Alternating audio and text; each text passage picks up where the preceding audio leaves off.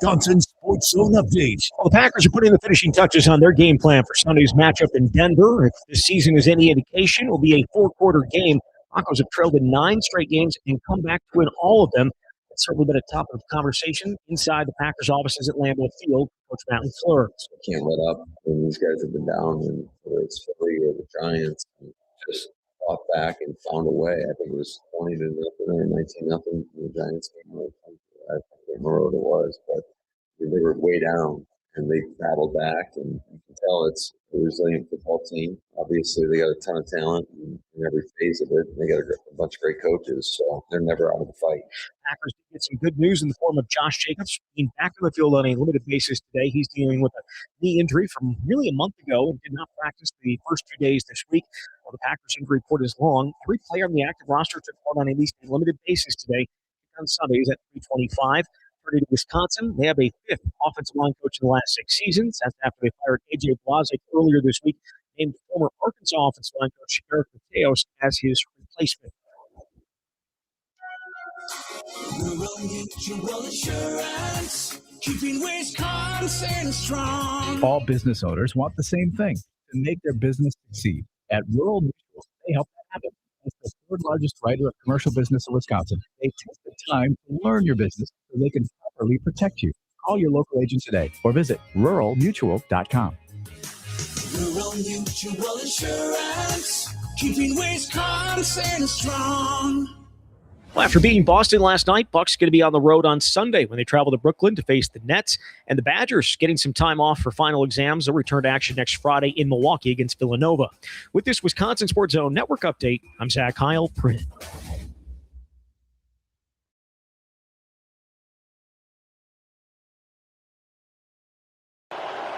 Gonzalez, Bradley Pinion to hold it.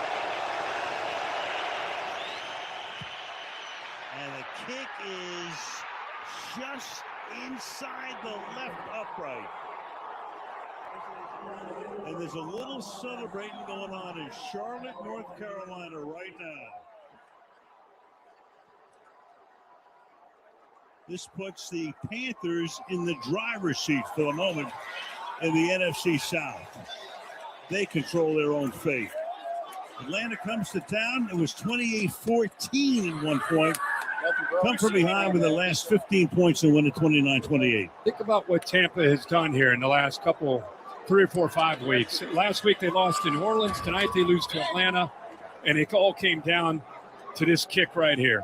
It's inexcusable. Don't make excuses. I mean, you got to care enough where the shit hurts. You got to care enough where the shit hurts. It got to mean something to you. This is where Wisconsin gathers to talk sports. Packers, Brewers, Badgers, Bucks. The Wisco Sports Show is on the air. Now, here's your host, Grant Bills. That's some audio from last night, the game-winning kick, the Atlanta Falcons off the mat. They were down 14 in the 4th quarter, and I almost turned the game off. I muted it, and I was doing some other things. I'm glad I didn't turn it off.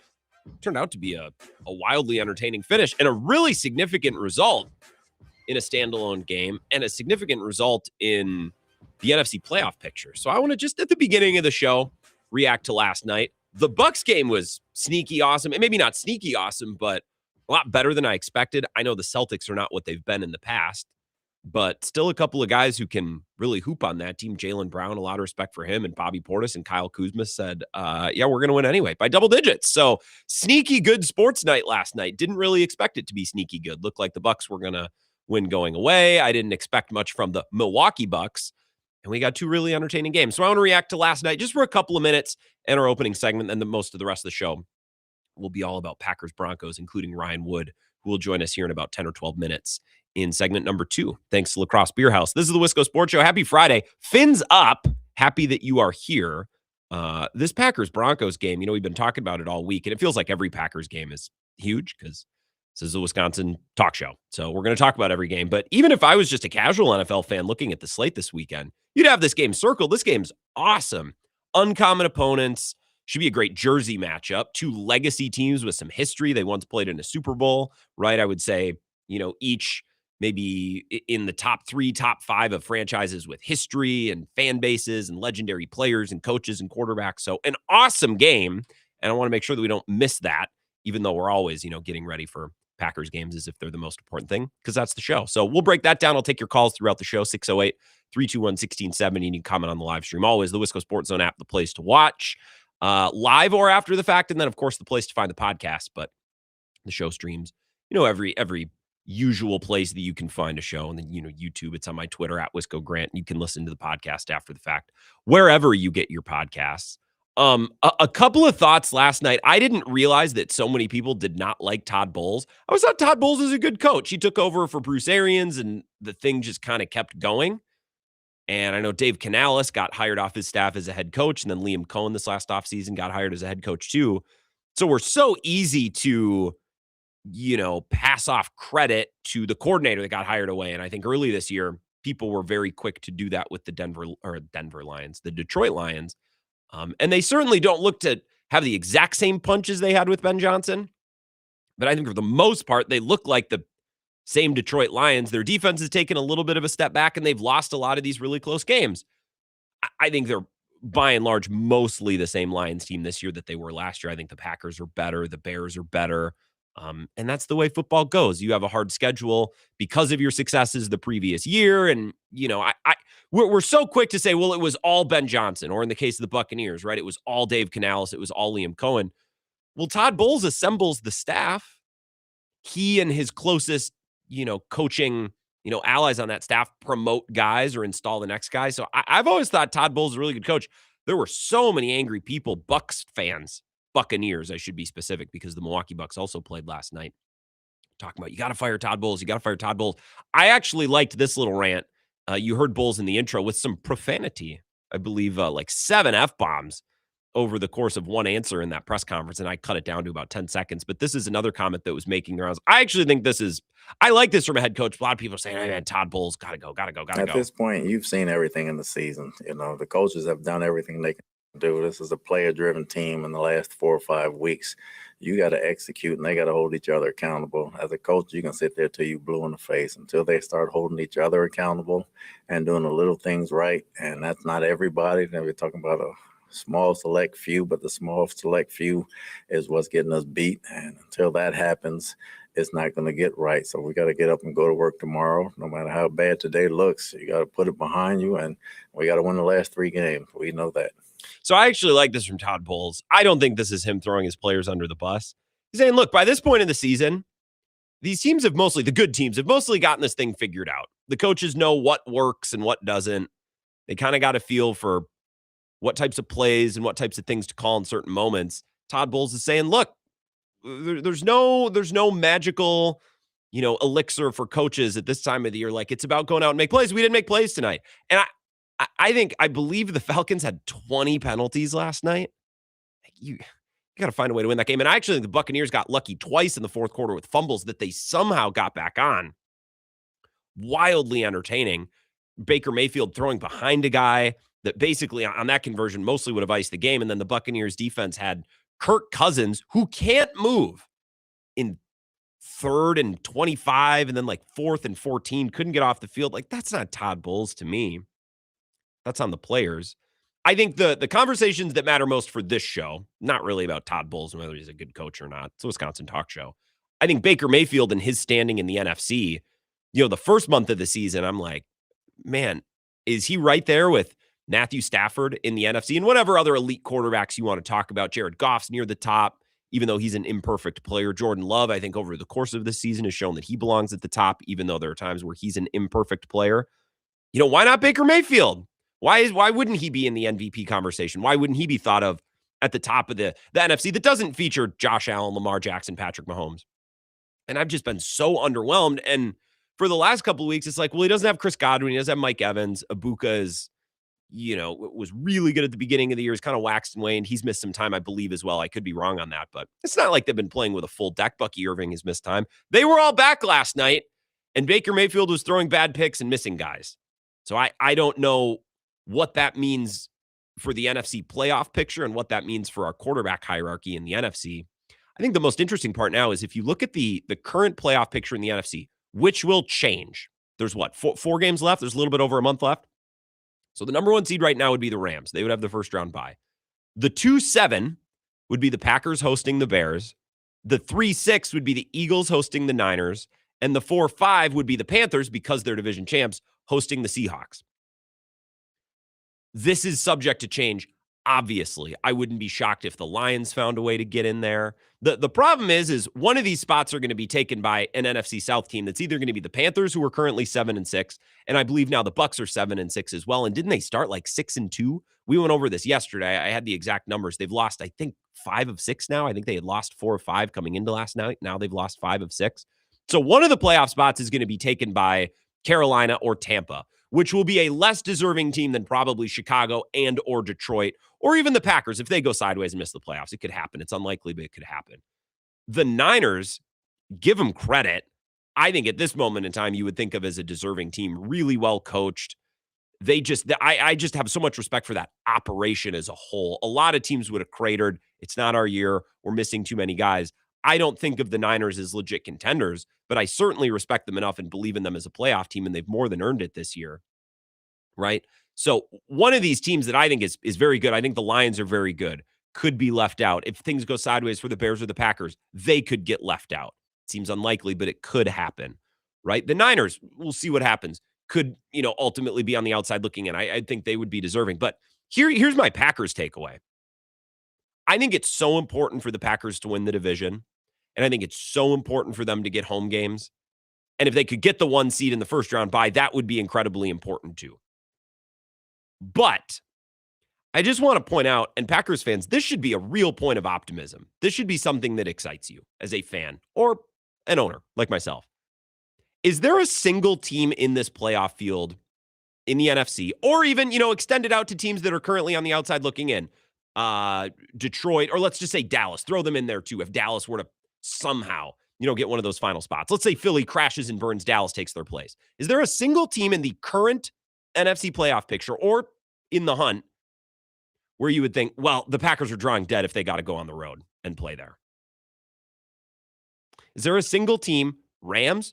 Like if the Packers in the second round had to go to LA to play the Rams, they wouldn't be favored, but would you look at that game and think, there's not a chance. They're drawing dead. I certainly wouldn't. The crowd wouldn't be an issue. I think the Packers play great in a dome with their wide receiving core and the way that Jordan Love likes to push the ball down the field. Like, I think the Packers play great inside. Look no further than, the Dallas game in the playoffs 2 years ago. I mean, this was true even going back in the Aaron Rodgers years too. They were a great dome team. Look at the Super Bowl run and what they were able to do in Atlanta. Their thing culturally on offense in Green Bay translates to a dome very well. That's not a team that falls off if they have to go play in a unique environment, a different environment than Lambeau Field. If the Packers got to go to LA and play the Rams in the second round, again, I don't know that I'd pick them. I doubt they'd be favored, but I don't feel that they're drawing dead in that matchup. What if they got to go to Philly? I actually would welcome. I'd be like, dude, bring it on. And the Packers have, 2 fewer losses and 1 more win than the Eagles. So something would really have to go sideways for the Packers. Some trends would have to reverse. The Packers would have to cool off. The Eagles would have to get hot again. But let's just say, like last year, when the Packers went to Philly, we all kind of felt like they were drawing dead. Doesn't mean that we were, holding the funeral before the game, but I was like, man, this is going to be a real tough. I don't feel that way if they have to go to Philly this year. Going to Seattle would be tough. But if Micah Parsons and that Packers pass rush can get after Sam Darnold, we've seen how Sam Darnold has played in some of his biggest, most recent games. I would feel fine, even very optimistic about them even playing in a tough environment in Seattle. San Francisco, I just don't think is good. Carolina, I don't think is good, even though they beat the Packers. Chicago, they've already beaten them once. They've beaten Detroit twice. I feel great about that. I think there is not a team that is more confident against another team in the world than the Packers against the Cowboys. I just think they lick their chops at that matchup. So this is a big difference from last year to this year. No matter how the division shakes out, and no matter how the playoff seeding shakes out, or who's playing where, who's getting a first round bye, a big change from last year to this year is that I kind of feel optimistic and excited about any potential matchup in any potential locale. And part of that is the rest of the field. The Eagles don't feel the same. The Rams, although they're great, I feel like the Packers can beat them. The Niners don't feel like the Niners. The Bucks or whatever team comes out of the South doesn't feel as good as they would have felt last year. So a part of my optimism is the rest of the field. But another big piece of my optimism, the Packers just feel like a much more mature, trustworthy team at this time this year than they did last year. Consider last year where we were. They hadn't beaten the Lions. They hadn't beaten the Vikings. They hadn't beaten the Eagles. They just felt like a team that was a couple sandwiches short of a contention picnic, right? It just kind of felt towards the end of the year. We kept waiting. When are they going to finally get over the hump in one of these big time elite matchups? And they just never did. And by the time they got to the playoffs and went to Philly, it's like, just feels like they're kind of drawing dead. I don't feel that way about the Packers, the way they're playing and the way they've looked recently this year as we're trending towards the playoffs. And I think the field is weaker. A lot can change over the last month. And I still think winning the division is so important, again, for a team that hasn't done it since 2021. I just think it's big organizationally to win the division again for the first time in forever. I think it's a big deal. But once the tournament starts, I feel great about the Packers against any of these teams, and I feel great about them really in any of these stadiums. I think getting a first-round bye or starting at home would be massive. But I think this Packers team could beat any of these teams in their building if push came to shove. And I did not feel that way last year at all, which is exciting. That means this team has grown up a little bit, or they seem to have grown up. Hopefully they don't regress in the final month. Ryan Wood going to join us next. Packers news. Thanks to Crosse Bierhaus. If you have anything that you want brought up, you can comment on the live stream or text it in 608-321-1670. We're going to take a quick break and come back with Ryan Wood next. This is the Wisco Sports Show with Grant Bills on the Wisconsin Sports Zone Radio Network.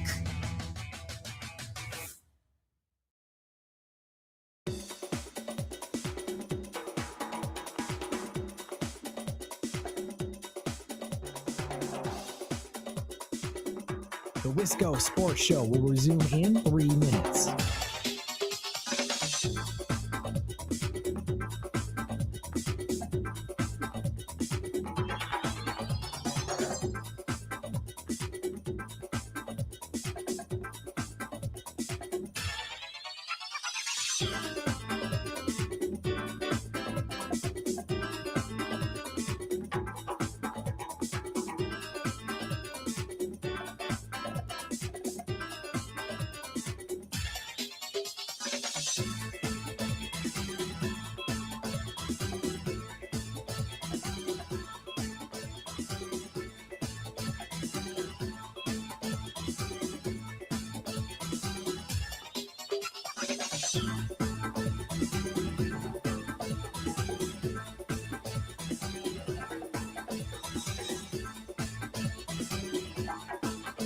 The Wisco Sports Show will resume in 2 minutes.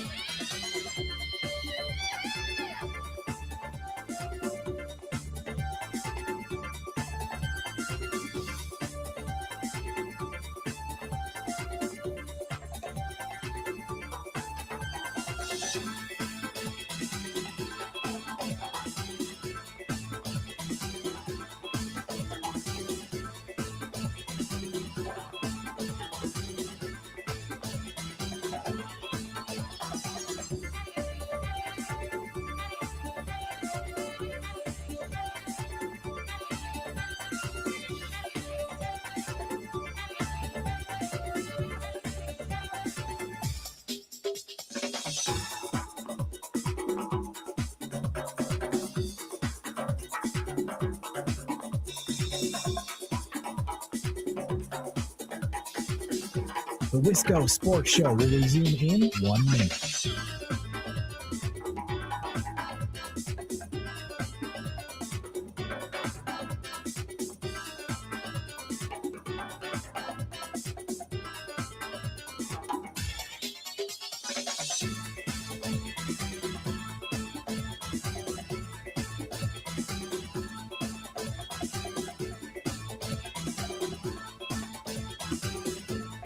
The Wisco Sports Show will resume in 30 seconds.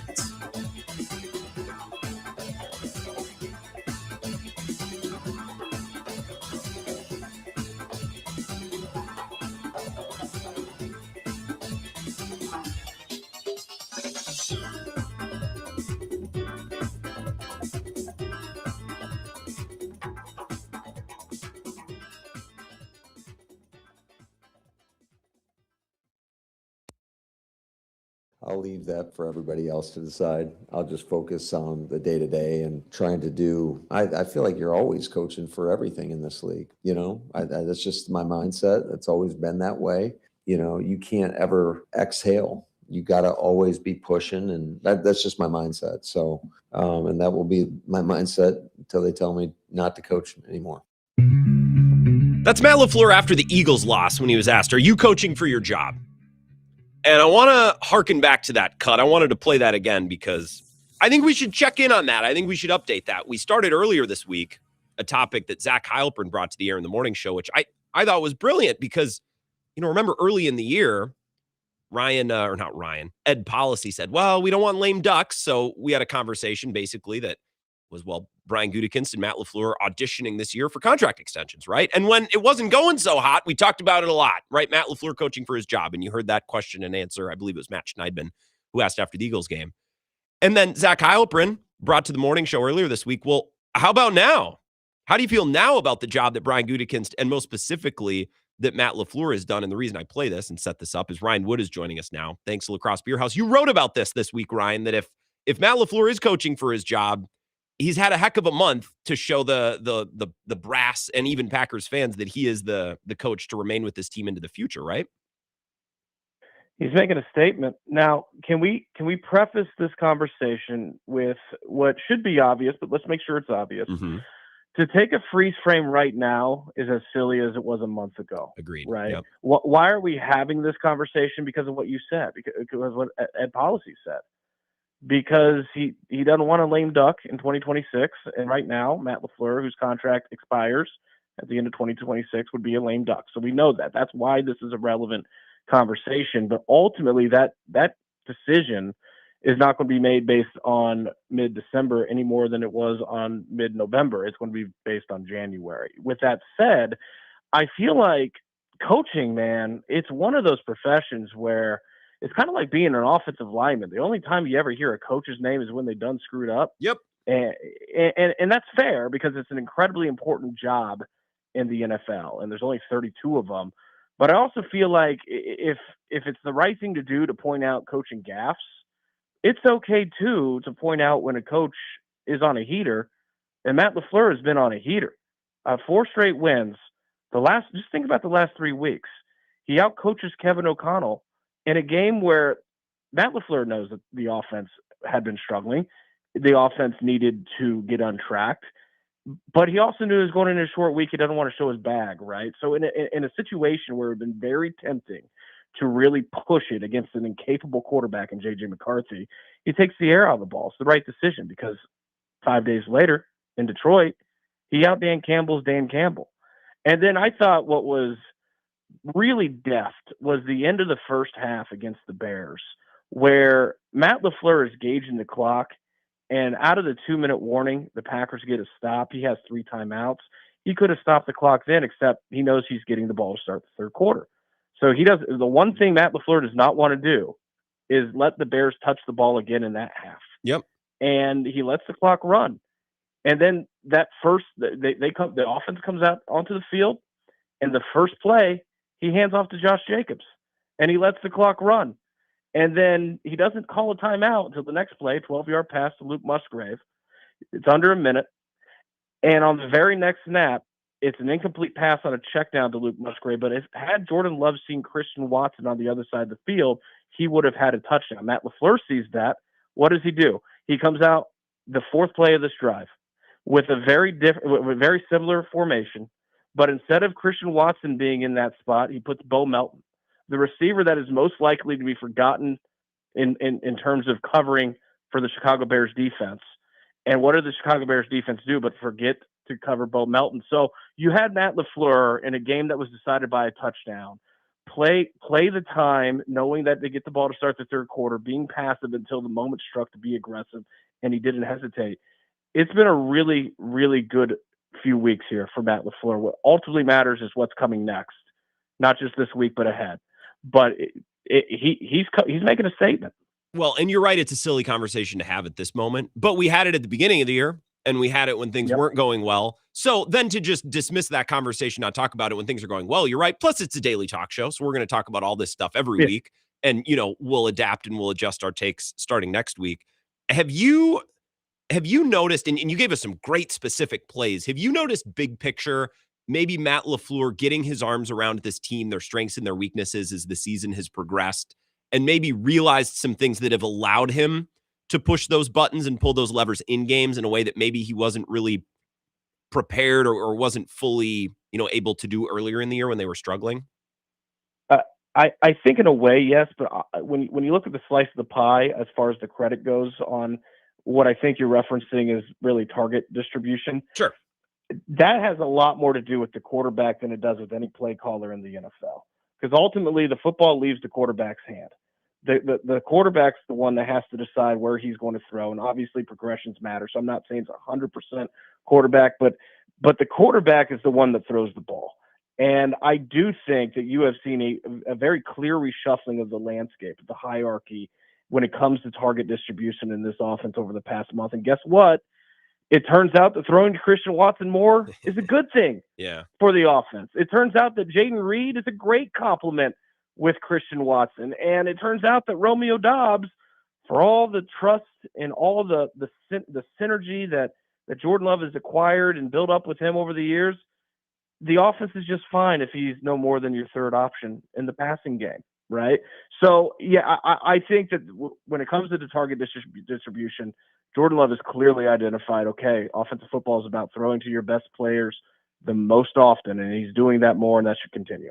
Do you think Christian Watson has added just as much or more to this team than what was lost when Tucker Kraft was injured?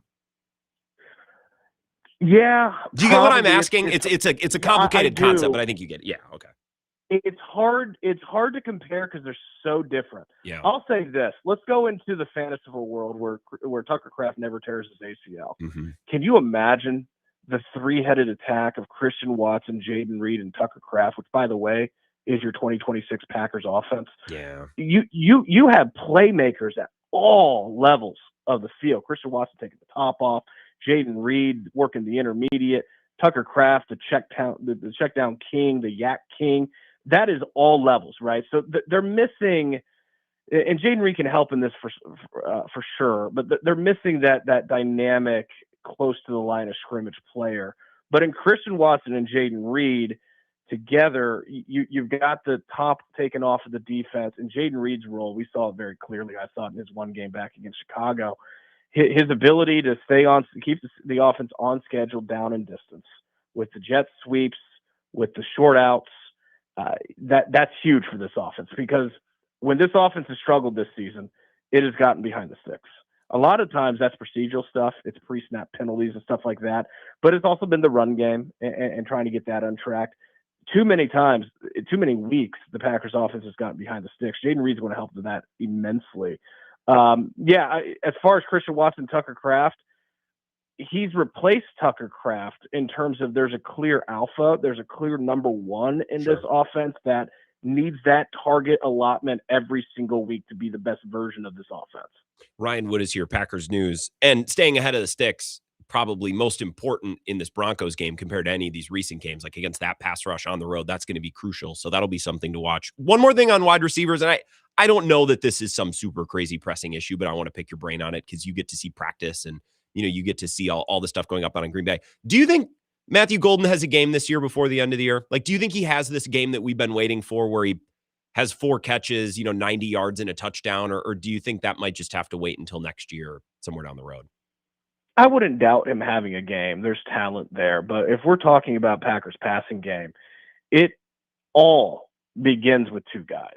It is Christian Watson, Jaden Reed, and everyone else is behind that. Okay. And what I mean is, no matter who you're playing defensively, when you're Matt LaFleur and you're crafting a game plan for Jordan Love on any given week, it starts with those 2 guys. Yeah, you want to create plays for your Romeo Doubs, your Matthew Golden, your Dontavian Wicks.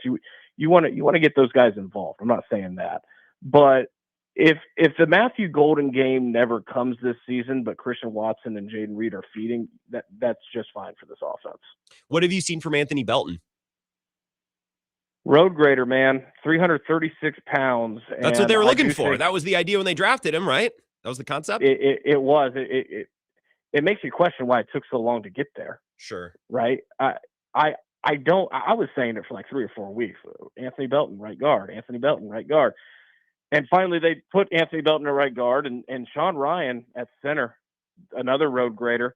You know, the thing those guys have in common, they're much better in the run game than they are the pass blocking game. But you can live with that because what is one thing that we know Jordan Love to be great at and has always been great at is mitigating the rush. I mean, going back to year 1, 2023, he has such command and poise, and he's so good at mitigating the rush. And ultimately, pass rush is off the quarterback more than it is off the offensive line. There's way more responsibility for the quarterback to know your hots, get in the right checks, the right protections, to play on time, get rid of the. It's the quarterback that really dictates the pass rush. So if you're the Packers, you're willing to make that exchange, aren't you? You're willing to have 2+ run blockers and put more on Jordan Love's plate in the pass protection game because that works to everyone's strengths. Is the balance of pass and run maybe best exemplified by that Bears game where it's going to have to be the pass, but there will be situations where you'll ask Josh Jacobs to go and get you a yard, to turn a 2nd and 9 into a 3rd and 2, to pick up a 3rd and 1, to plunge you into the end zone on 3rd and goal. Is that the utility of the running game this year? I'm sure as badly as Matt LaFleur would like it to be something greater, is that the ceiling on the running game and Josh Jacobs this year? It might be, especially if this knee never really fully heals for Josh Jacobs. I mean, it's the run game's not what it was last year, but with the way the quarterback's playing, I'm not sure it needs to be what it was last year either. It has been better of late. They have been more efficient. There's more Josh Jacobs averaging 4 yards or more per carry in a game of late, which it's got to be the benchmark. I thought, and I wrote about this after the game, I thought it was fascinating that 2 plays really were the difference, right, against, with Bears Packers. It was the 4th and 1. Mm-hmm. And then Matt LaFleur's most important play, 3rd and goal from the 2, right after seeing Josh Jacobs get stuffed on 2nd and goal from the 2. He sends in a pass play, but leaves the option to Jordan Love to can it into a run if he gets the right look. So they don't get away from the run. He just gives his quarterback optionality. That's what Jordan Love does. And they stick with the power game in December in Lambeau Field where that matters, and they deliver through the power game. Ben Johnson gets way too cute. And I understand all the reaction. Chicago's, look at this play. It could have worked. First of all, it didn't. But not even to be results-based. Play calling is not just the structure of a play that makes it great. The moment that you call a play also matters in play calling. And 4th and 1, which Jeff Hafley was saying this week, it was a short one, man. Yeah. It was like 4th and a foot. That is not the time to get cute. No matter how much you like to play, it's not the right moment for it. You're asking way too many things to go right, from making sure that that Caleb Williams plays on time, which that's not what he does. It's not his game. It's what Ben Johnson was brought to Chicago to get Caleb Williams to do. Edgerrin Cooper made a great play, cutting off the corner so that Caleb Williams couldn't pick it up with his legs. Keyshawn Nixon drifts over from the opposite sideline to cover there's too many variables. Whereas you get a foot, 4th and a foot, now you have 3 shots at the end zone. So one coach stayed physical. The other head coach got too cute. And it just so happens that coach that got too cute was the one that called out Matt LaFleur back in January. Well, and I think that maybe I don't want to say the dumbest part of that play call, but where you could be critical of that play call is you're asking your quarterback to process multiple options in the heat of the moment on the road very quickly. And that's not necessarily his strength. And there's things that Caleb Williams does well, but processing different options on the run in that environment maybe was a little bit of a tall ask. And maybe that's why he's late, right? He's late to deliver that ball when maybe the guy was open previously. Brian Wood is here. Grant, yes. Grant, I got such a kick out of how many Bears fans, Bears pundits were saying, boy, if Caleb Williams gets rid of the ball quicker, Cole Kmet's wide open for an end zone. Have y'all watched Caleb Williams play? Well, that's the thing. He is a phenomenally gifted, talented quarterback. But if Caleb Williams gets rid of the ball quicker, since when has that happened? That's not his game. You're asking him to do, in the biggest moment of the game, something that is foreign to his nature as a quarterback. I don't understand that. Right. And he makes the throw. Great. But again, that's the point of criticism for me. Ryan Wood is here, Packers News. He's brought to us by Crosse Bierhaus. You mentioned some of the biggest plays of that game. Another massive play was Kingsley Enagbari crushing Monungai in that 3rd and 1 to force the 4th down. And I think Enagbari's been great. I think a lot of us have been disappointed with Rashawn Gary. Hafley talked about him this week. So what did you hear from Jeff Hafley, and what are you seeing from Rashawn Gary, who's playing opposite Micah Parsons and should, in theory, have a lot of great opportunities to make plays that we're just not really seeing them get made?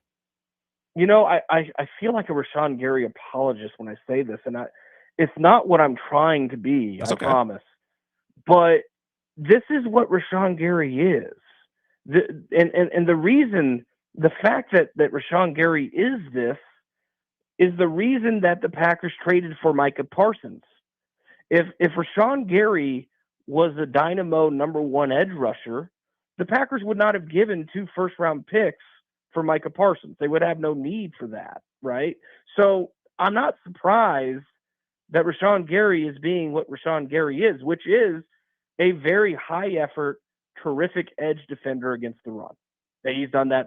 Jeff Hafley said his run defense has been even better this year than it was last year.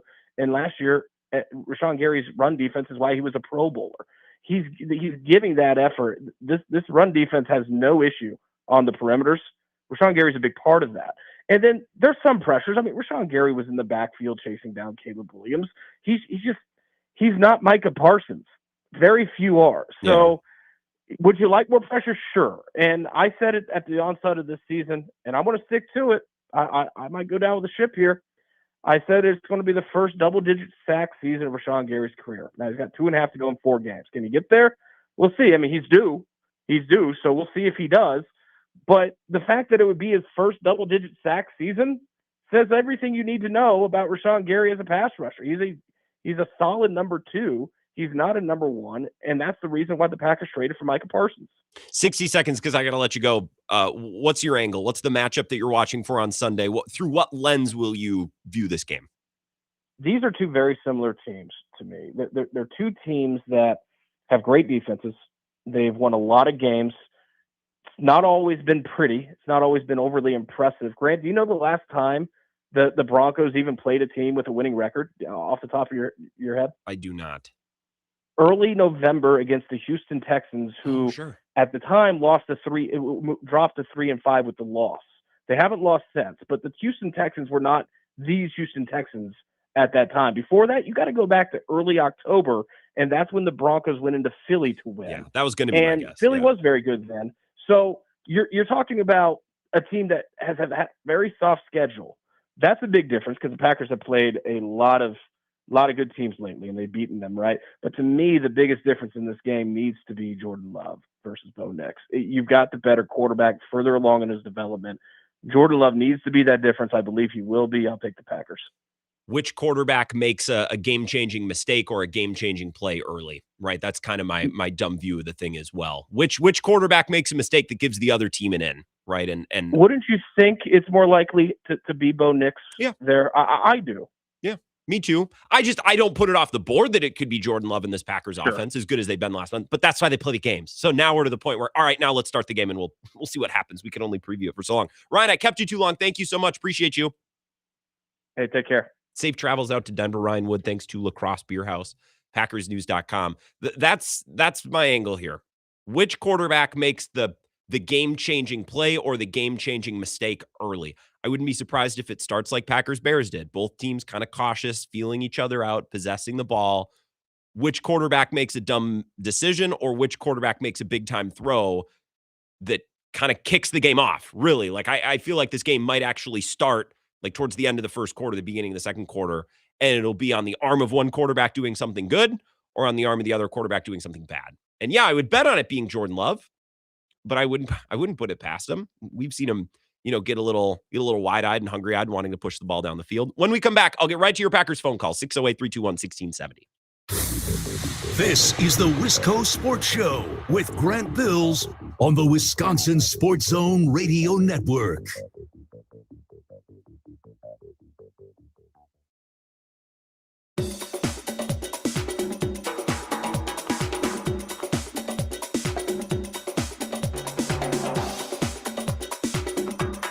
The Wisco Sports Show will resume in 5 minutes.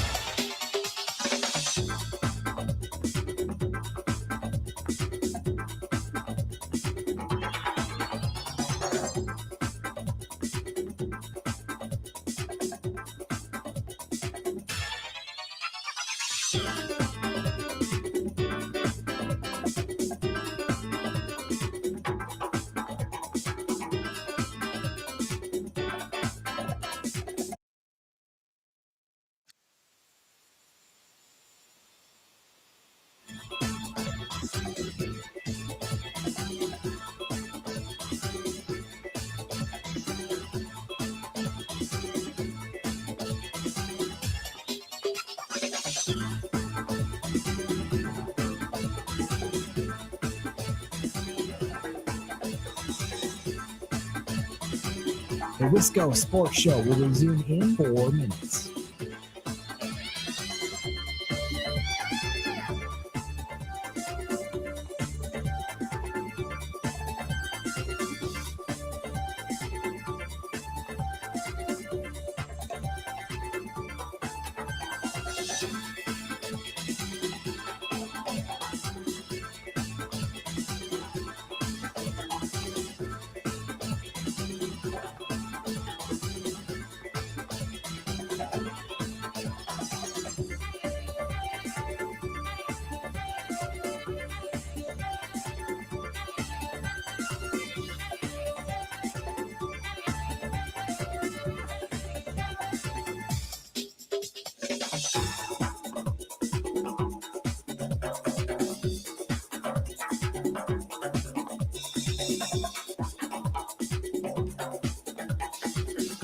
The Wisco Sports Show will resume in 3 minutes.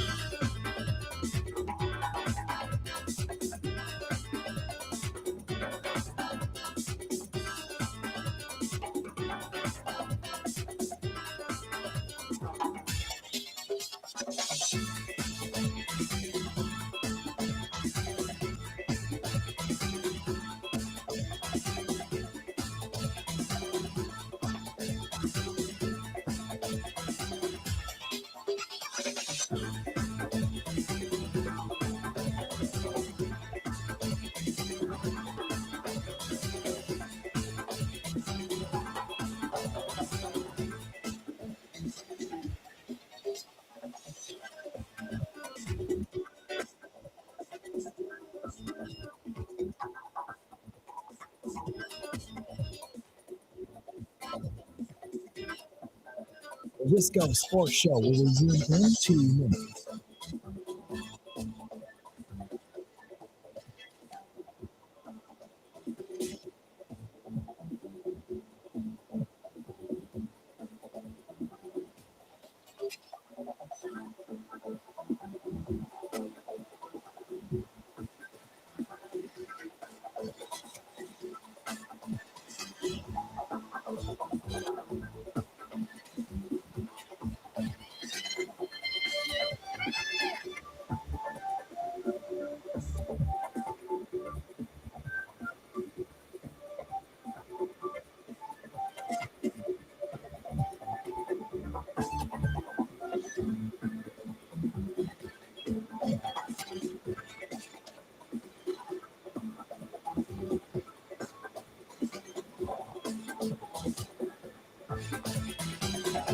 The Wisco Sports Show will resume in 1 minute.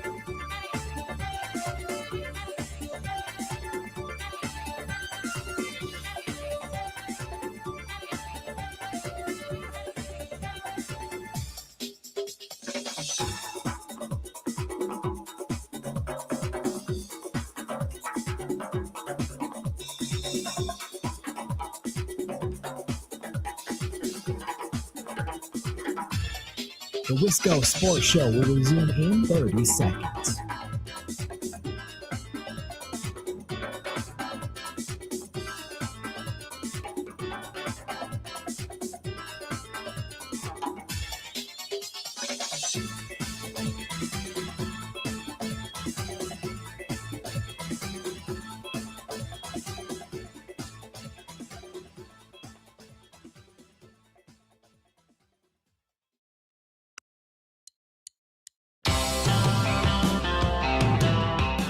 Wisco Sports Show. Appreciate Ryan Wood, PackersNews.com. Appreciate Lacrosse Bierhaus for sponsoring his appearances. Corner of 3rd and Pearl, downtown Lacrosse. Be a great night to go down there. Celebrate a hard-earned night out on the town after wrapping up the work week as we get ready for some bowl games this weekend and Packers Broncos on Sunday. I think it's about which quarterback makes the first play, good or bad. That's going to set the script and dictate the terms for the rest of the game. And I wouldn't be surprised if this game starts slow, couple of punts, field position game early, both teams kind of waiting, feeling each other out. Which quarterback blinks first, good or bad?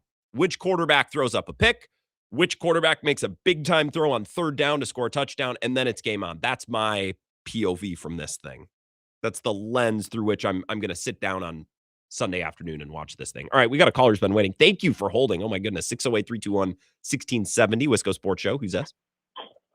Good afternoon, Grant. This is Vagabond John, proud member of the Morning Morons. Proud member.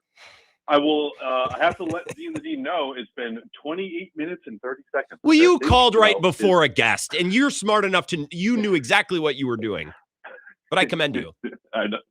I don't mind at all. I don't mind at all. Hey, I think you're spot on.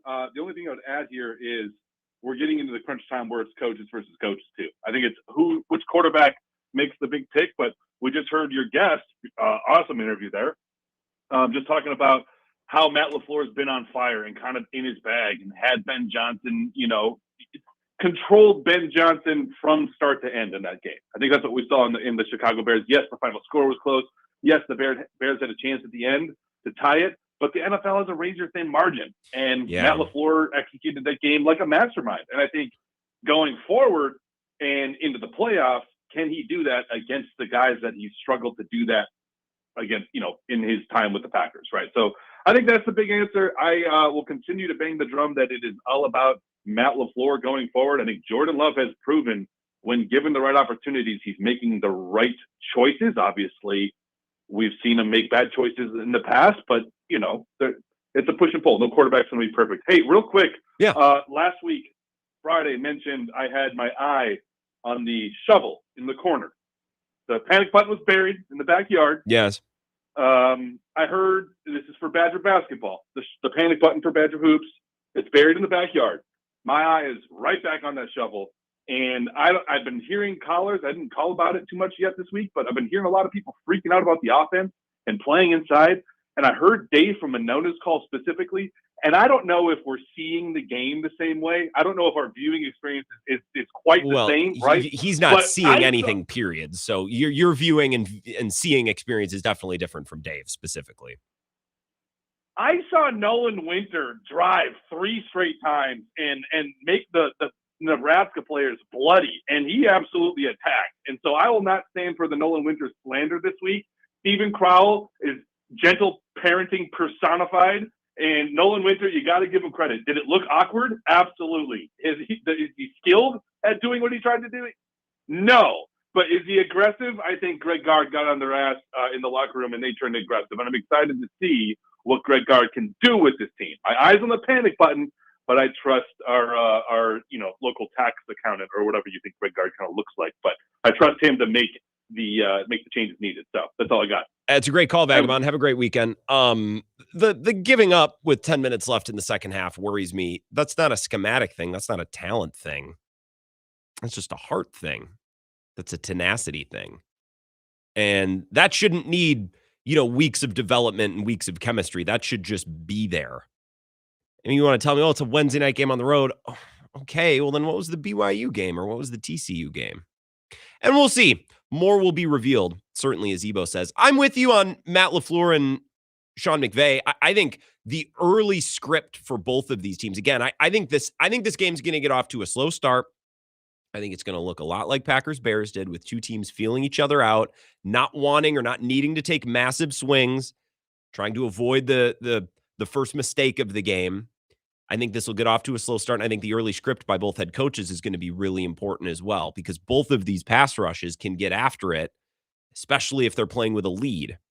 And I think that should be the goal, or that should be the idea of both Matt LaFleur and Sean Payton, where it's like, how can we be in a position up 10 early in the third quarter, right? Or how can we be the team that gets a couple scores early to put the game in a state to be to our advantage. And look, obviously, this is, goes without saying, but I'll say it. Every team should always want to have the game plan of being in the lead. Duh.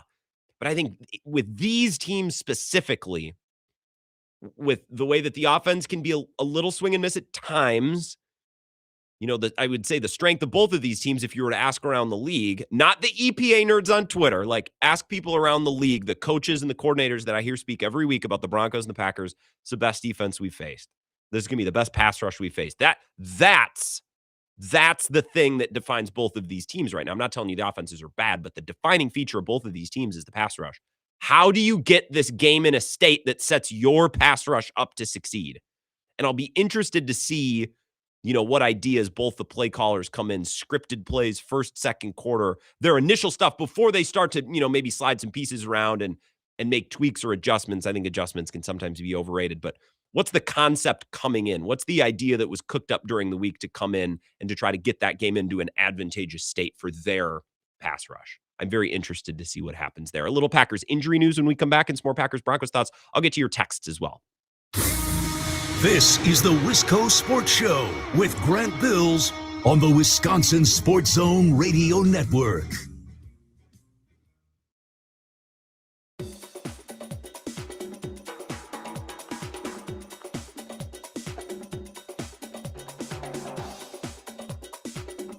The Wisco Sports Show will resume in 3 minutes.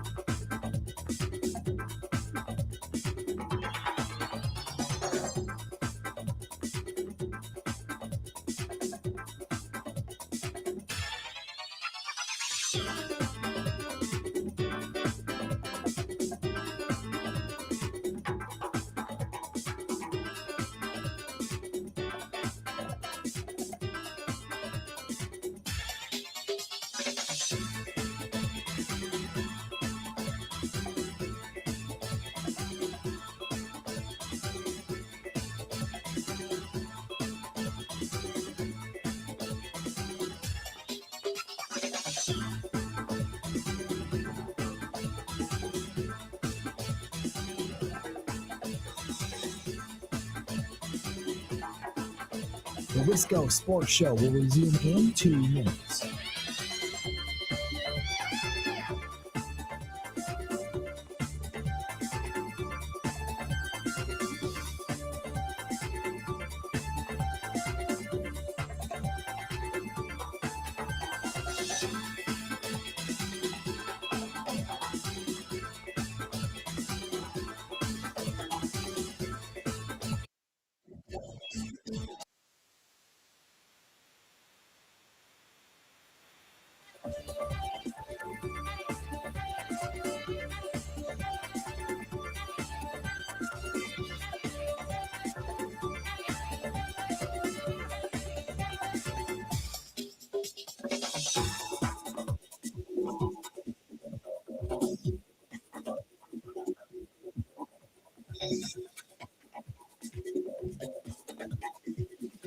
The Wisco Sports Show will resume in 1 minute.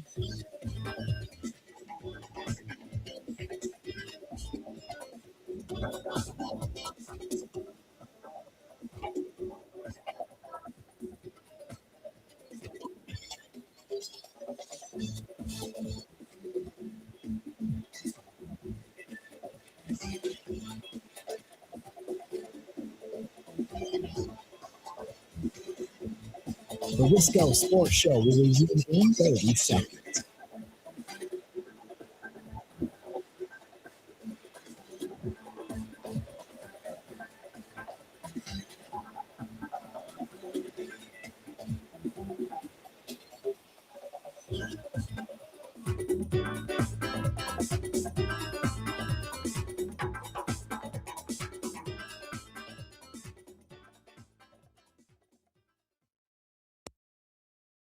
And people keep on asking me, about Lloyd, right? The running back. Yep. And who cares? I kind of feel the same way. Yeah. And the window's closing on his 21 days, and whatever.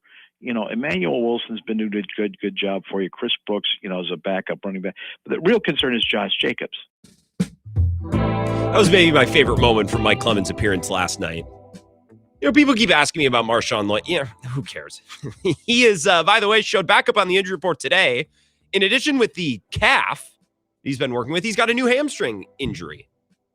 This guy, which, by the way, even if he's fully healthy tomorrow, I'm still not convinced that he plays over Emmanuel Wilson or Chris Brooks. They love Emmanuel Wilson, and with good reason. He's been good anytime he's been called on. And Chris Brooks is just your perfect third down back. I just, even if he was healthy, and he's not, at no point has he been, I don't think he'd be playing. Who cares? Mike texted me after his appearance yesterday. He's like, wait a minute. What did he say? I'm going to pull up his text because I don't want to misquote him. I just love the who cares approach, by the way.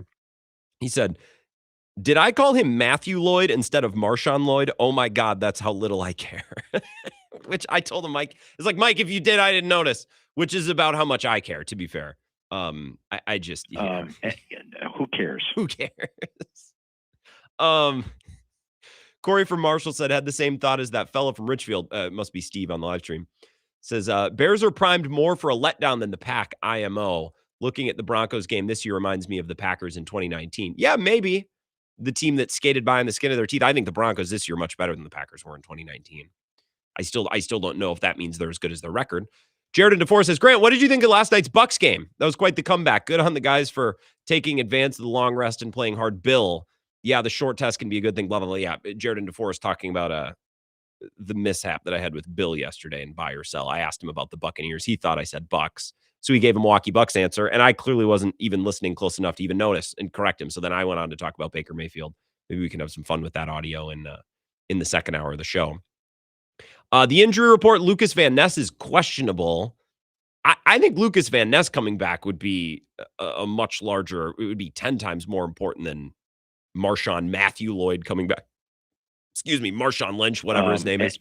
Who cares? Exactly, whatever his name is. That's just the kind of season that he's having. And I guess both of the two seasons that he's had just been hurt. The final injury report, Lloyd is out. Colin Oliver is out. I think Colin Oliver had his practice window open. I'm not sure. They could use an extra defensive player. Every team could use an extra player on their, defensive front rotation. That's why I think Lucas Van Ness coming back would be big. He is questionable with a foot. Josh Jacobs questionable with a knee. Christian Welch with a concussion. Savion Williams, his kick returner, would be, it's nice to have back. I don't get the gist that he's been amazing. He's better than what they've had. I don't think their injury situation has hurt them at kick returner. It's been the penalty situation. Like, can you avoid a hold that puts you at the 13-yard line instead of the 31? Like, that's what I have noticed constantly on punt and kick returns. And by the way, that was a defining feature of Packers-Bears early on. Like, it was a field position game, and the Bears were winning it. And had the Packers, it started at the 35 instead of at their 13 because of penalties, well, maybe one of those drives results in a score, and they're not up 10-0 or whatever it was. They're up 13-0. It's just the field position, I think, has really made life difficult on the Packers offense. Even when they're stringing some good plays together and putting together drives, it hasn't been enough because they're starting at their own 12-yard line because whoever had to grab a hold of whoever that didn't impact the play at all. And just for the record, I think that's slightly an officiating issue too. Like, I think these officials need to just shove it on these kickoff and punt returns. Like, no, that's not a block in the back. No, that's not just let the play happen. Secondary, but also like the Packers have been a repeat offender 10, 20, 30, 40 times over. It feels like multiple times a game this season. I'm not going to blame that on the officials. That's a secondary thing. Both things can be true, as sports talkers very often obnoxiously like to point out. It's a cliche, but it is. Both things can be true. It can be a cliche and true to say that both things are true. Cliche inception a little bit. I'll get back to taking your phone calls. Packers, Broncos. Your thoughts on this game. We're going to hear a little bit from Micah Parsons. I also have a baseball story. Jeff Passan has a column out at ESPN today about manager salaries. Pat Murphy mentioned, Craig Counsell as well. And I just think it's interesting that it's getting written about manager salaries lagging behind. I thought the market was reset when Craig went to Chicago, but then again, what do I know? Your Packers phone calls next. Wide open. I won't make you wait. 608-321-1670.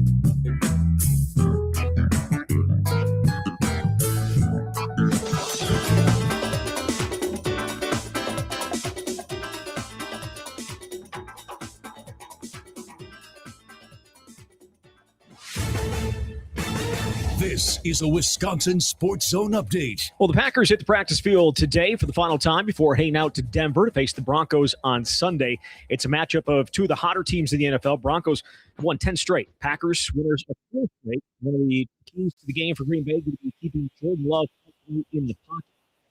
The Packers, including Rasheed Walker, have made strides in recent weeks, according to Coach Matt LaFleur. I still think there's more out there for our entire group, him and our entire group, to continue to push. And we got a great test in front of us. One of the best front sevens in all of football, one of the best defenses in all of football, but if not the best. So it'll be a great challenge this weekend. There was some good news on the injury front today as Josh Jacobs returned on a limited basis after missing the first 2 days of practice with a knee injury. Kick on Sunday is set for 3:25. Turning to Wisconsin, they made the hire of offensive line coach Eric Mateos official yesterday. He spent the past 2 years at Arkansas. He's going to replace A.J. Blazik, who was fired earlier this week after 2 years in Madison.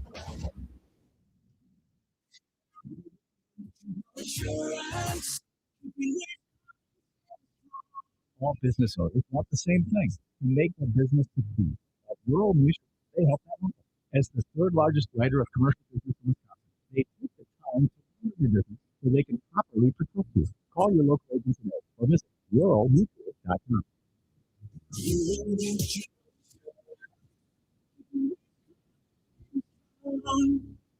Well, the Bucs took care of the Celtics last night by double digits, improving to 11-15 on the year. They did it without Giannis Antetokounmpo. They'll be back in action on Sunday when they travel out to Brooklyn to take on the Nets. And Wisconsin getting an extended period off here for exams. They don't play again until next Friday versus Villanova in Milwaukee. With your Wisconsin Sports Zone Network update, I'm Zach Heil, Print. There's always a certain pride when you're playing against whether it's another good rusher, another good defense, pressure that you put on yourself to outperform the other defense or other players. So I'm excited to see whose front's going to play better. This is where Wisconsin gathers to talk sports. Packers, Brewers, Badgers, Bucks. The Wisco Sports Show is on the air. Now, here's your host, Grant Bills. Hour number 2, I want to get right back into Packers Broncos. Wide open phone lines if you want to give your take on the game. I will not make you wait. 608-321-1670. It is worth mentioning, and apologies if Zach just mentioned it in his update. I did not hear it. I ran to get my water bottle. But Wisconsin volleyball played a banger of a match against Stanford earlier today. That was following along this afternoon. That was high-level volleyball. And there was a moment, and I can't remember which match it was in. Is it matches make up a set? No, I think it's sets make up a match. I can't remember what set it was in, but there were 3 straight service aces to completely flip when they were close in the teens. I don't remember if the score was like 14, 15, 15, 16. And I think it was Natalie Wardlow had like 3 straight aces to just completely, like, that's big time volleyball with a set hanging in the balance. And you come up with 3 straight service aces. And Grace Egan, I know the Ohio State transfer. I don't know volleyball that well. I know some of the names because it's always on and a lot of people watch. But very high-level volleyball against Stanford earlier today. And Mimi Collier was great, and that interview was cool. So Jesse Temple, I'm sure we'll have more on that. Badger Connect, he was with us on Wednesday. But he does a really good job putting out content. Cool thing about Jesse being at Badger Connect now and spearheading that thing, and not just covering football at The Athletic, although I think if you're a football fan, you're still going to get everything that you got from Jesse's coverage at The Athletic. He's always got hockey stuff, a little bit of wrestling, volleyball. He's mixed in, other things as well, which has been a really good supplement to the coverage that obviously he's providing, but also a little bit of the coverage and the mentions that we get when he joins. So very good set against Stanford if you're interested in such things. So the Badgers advanced. And I saw Kelly Sheffield after classic coach response to a match like that saying, yeah, that could have been a Final Four match. Those 2 really good teams, really good volleyball, very entertaining. Rick from Spencer says, Grant, I think the Packers need to put Jacobs on the Chad Clifton plan the rest of the season, rest all week, play on Sunday. Wasn't that, and there have been other players who did that. Woodson, Mercedes Lewis forever. I don't think he needs the practice. He probably feels as though he needs a little bit. I just think that's the state of the running game for the Packers. Situational, getting a 2nd and 8 into a 3rd and 1, plunging in from the 2-yard line on 3rd and goal, just stuff like that. I don't know that the Packers will be able to count on Josh Jacobs for much more than that, or the running game for much more than that, which is interesting because their O-line is really transitioned and I think evolved as the season has gone on. No Jordan Morgan, now Anthony Belton. No Elton Jenkins, now Sean Ryan. In theory, you should be able to run better behind those guys. So maybe they'll be able to, and maybe we see a little bit of that if they want to play ball control on Sunday. And against that pass rush, I guess it would make sense. 608-321-1670 to your Packers calls. Wisco Sports Show. Who's this? Hey, Grant's Clemhead. I heard you had some open phone lines. Well, and wide open, Clemhead. I always appreciate you taking advantage of that.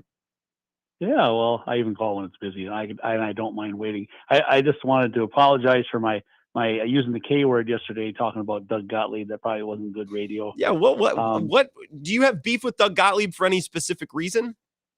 I've had a beef with him for years. I don't even know why I had him on the radio yesterday, but I went on to his YouTube channel and bashed him pretty good. I'm sure they don't read that. Do you just not like his takes?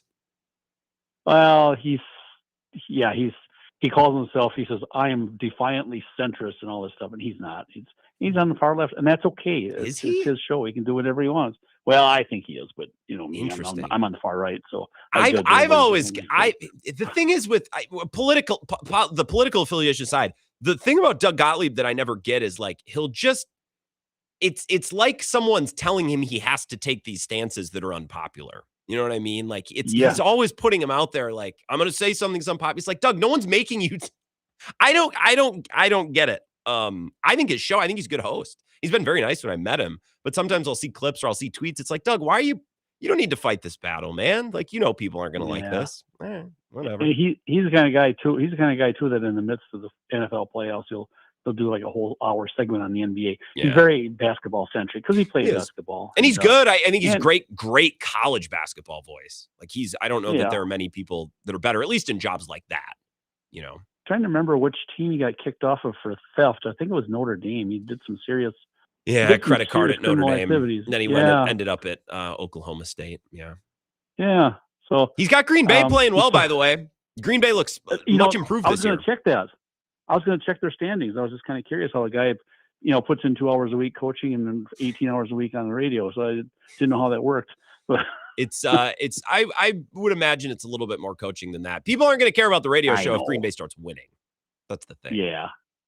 But it's kind of funny, today's technology. He's in Green Bay. He lives in Green Bay, and his show is based in Southern California. And like you and Bill, you're not in the same city. I can remember in the old days when two guys had to be sitting in the same room to do this stuff. But, and you're pretty amazing. You're preaching to the choir as a man who's in the studio every day, Clemhead. I appreciate the call. I think it's a good setup, by the way, like with two people shows, like with me and Bill. It's his show, but I produce. Like, it's nice being in the same room every once in a while. I think you wear each other out pretty quickly if then you turn off the mics and then you're staring at each other too. And now you got to, make chit chat. And I like chit chatting with Bill. It's just 4 or 5 hours a day. It's a long time to be in the same room with somebody. But no, I feel you, Clemhead. Everybody's doing their show from home. And by the way, Bill is more than earned that. He's been doing radio forever. Some of these shows, I'm like, that guy's doing the, all right. Oh yeah. Oh, sure. He gets to do it from home. All right, fine. That's fine. I'm working towards that. Getting a home. And then maybe one day doing the show from there. Little grab ass. Appreciate it, Clemhead Mike. 608-321-1670. Wisco Sports Show. Who's that? As Darnell the Chump. Hey, Darnell. What's up? I have my own home. Thank you. And I don't have the capacity, or I wouldn't have the capacity to run a radio show out of it. But, all it takes is you just got to get that first step, right? Mm-hmm. I thought it was kind of funny as we were, a little bit in a free phones Friday, hopefully. Yes. Clem had just mentioned far right versus far left and all that. I don't think we need to be doing that anymore. I think that there are two classes of people, and that is rich and not rich. I don't mean poor, but not rich. Yeah, easy to say, homeowner. Sorry. Okay. I'm sorry. I had to. I had to say that. I'm sorry. Being a homeowner does not make you rich. If anything, it actually makes you less rich than you would have been without owning the home. Well, we were talking about property taxes. What was that, 2 days ago on the morning show? Because we started talking about alternate side parking. I mean, they get you coming and going. No, you're right. They do. You're absolutely right. That's all. I don't really have anything sports related to say right now. I just I heard the right and the left, and I'm like, man, we got to stop dividing ourselves like that. All right.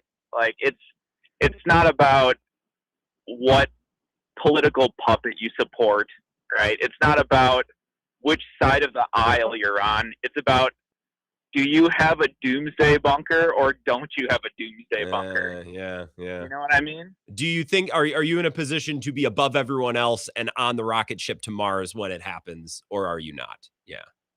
Which, by the way, means most of us are not. Unless you own a home in Madison, then maybe you are. Of course, one more time, I kid.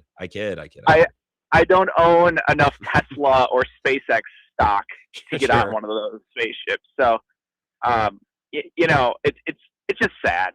It's sad what the world has come to, where all I want to do is watch sports to escape from the absolute hellhole of a country that we live in, or not country, but okay. The circumstance where we're all at each other's throats. I get what you're saying. Yeah.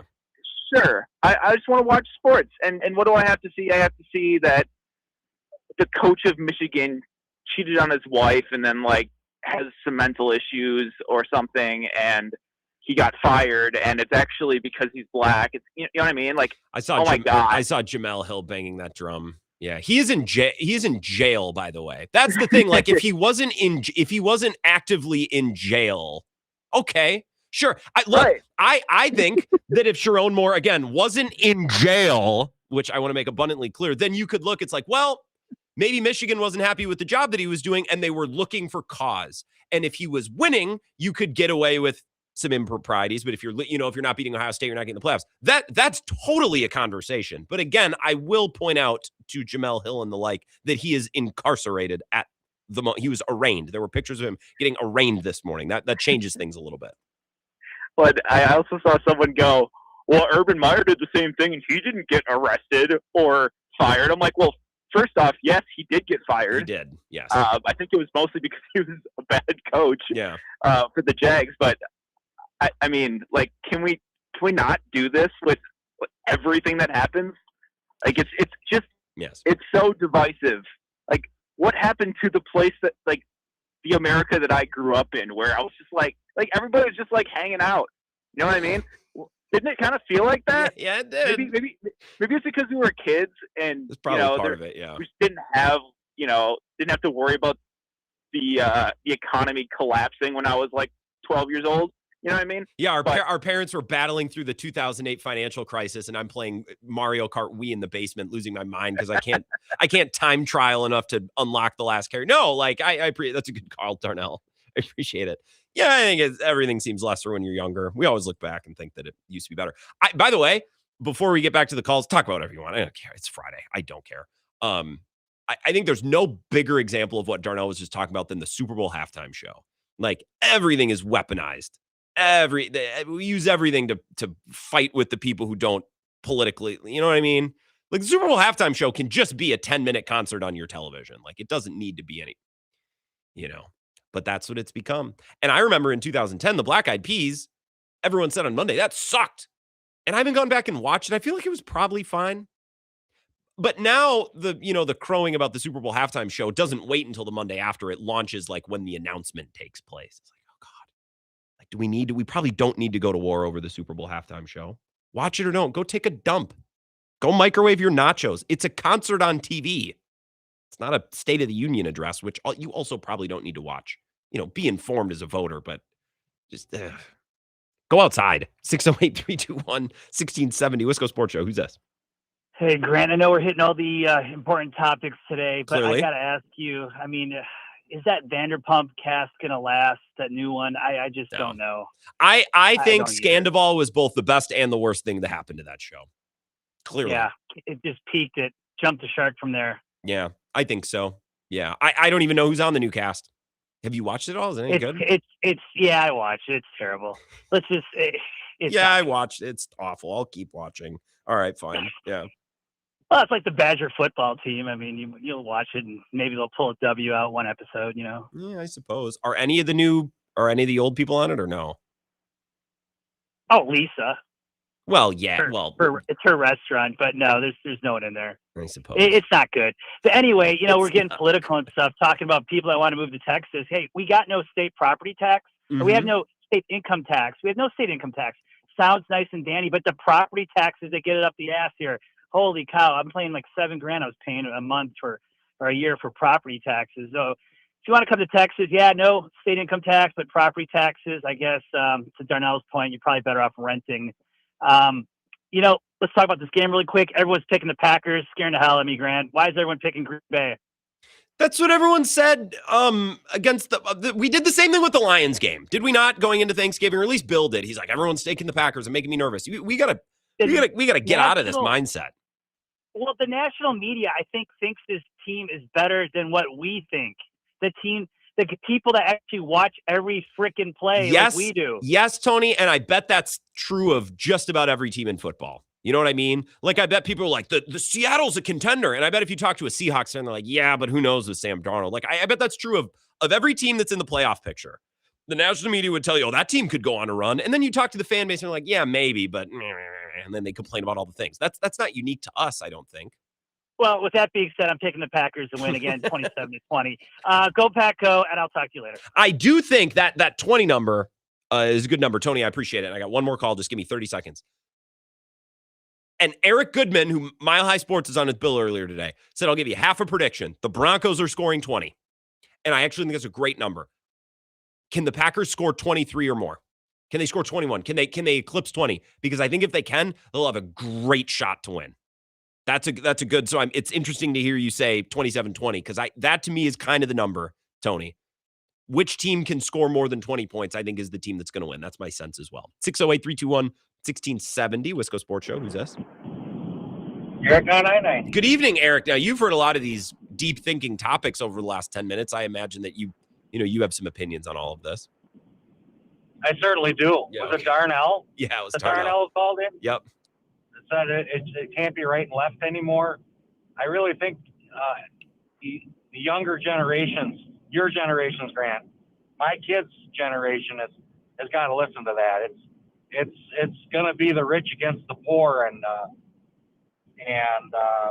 I hope it turns that way. I really do. It's like the 1% versus everybody else. And I'm messing with Darnell. Like, you're not one of the 1% if you just own a home and have a nice, $1 million retirement fund. Like, that's not what we're talking about here. That's not what we're talking about. No, and I'd like to see all your generation be able to end up actually owning a home and having $1 million retirement account, because that's kind of what it takes. Yeah. It's kind of what it takes to, I'm not saying that you have to have that much, and there's a lot of people, but I'm hoping you guys can have that, and you're not going to have that the way it's going. I can guarantee you that. Well, and it's very doable.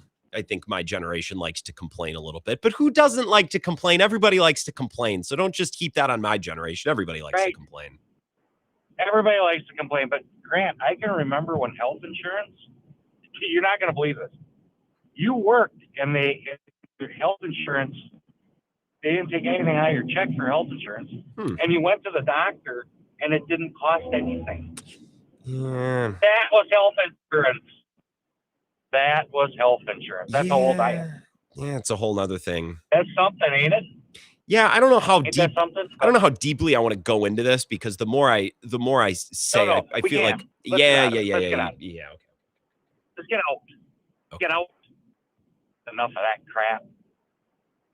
I think Packers are going to win. I think Vikes are going to win too. Who do the Vikings have again? Remind me.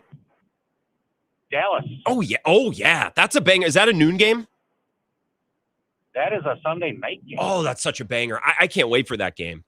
That's just a bundle of fun. That's a bundle of fun of a game. I can't wait for that. Yeah, and I think that the Packers are the better team. And listen, why would I say that? Because I haven't watched one play of a Denver game. I haven't watched one, maybe a highlight. So what do I know, right? They got a lot of talent. They hit hard. Vance Joseph is a great defensive coordinator. Eric, appreciate it. I think they're very, very good.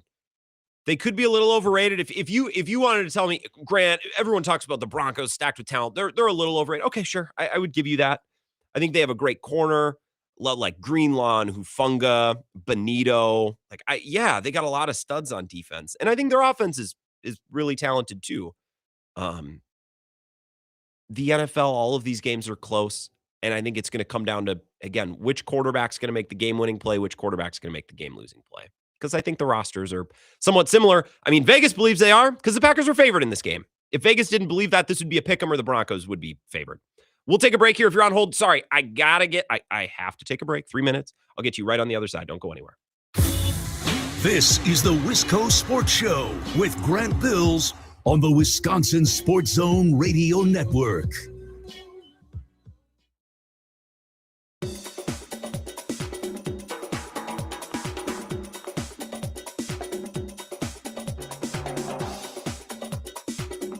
The Wisco Sports Show will resume in 3 minutes.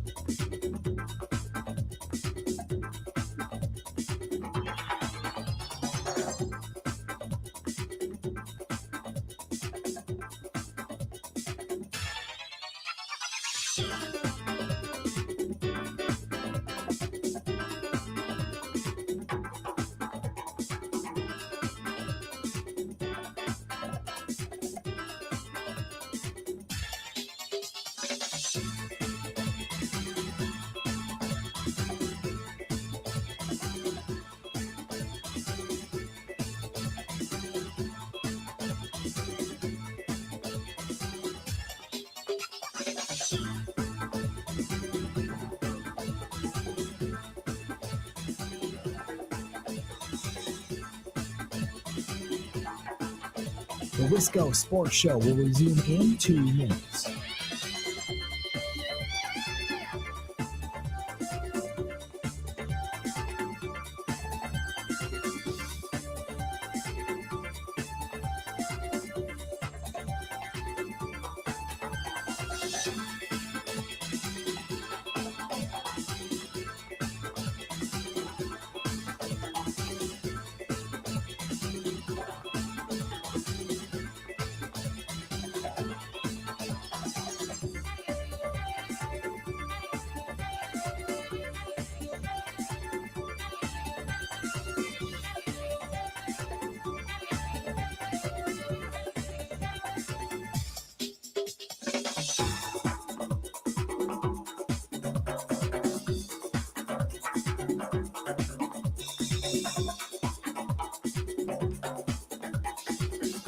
The Wisco Sports Show will resume in 1 minute.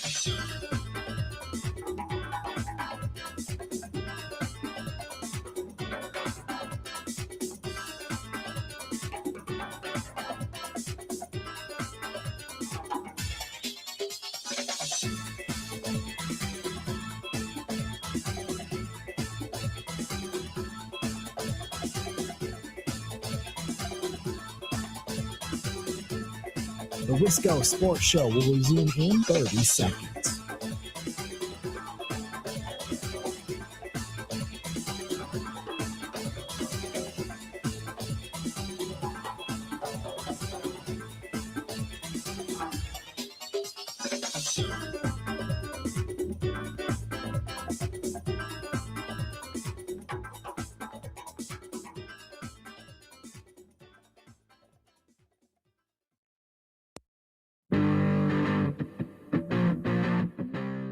Wisco Sports Show, welcome back. Happy Friday, fins up. G-Dub's cocking off on the live stream. And G-Dub's fighting with people about how the Denver defense isn't actually that good. They have one good corner. I don't know. The sack numbers are historic. The EPA per play stuff is really good. The individual talent seems, to me, the layman, to be pretty good. G-Dub, you also said on the live stream, oh, Grant doesn't even like me. And he agrees.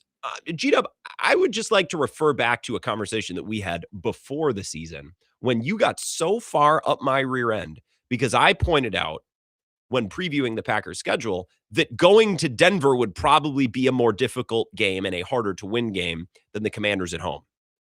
And you're a Commanders fan. And you got so...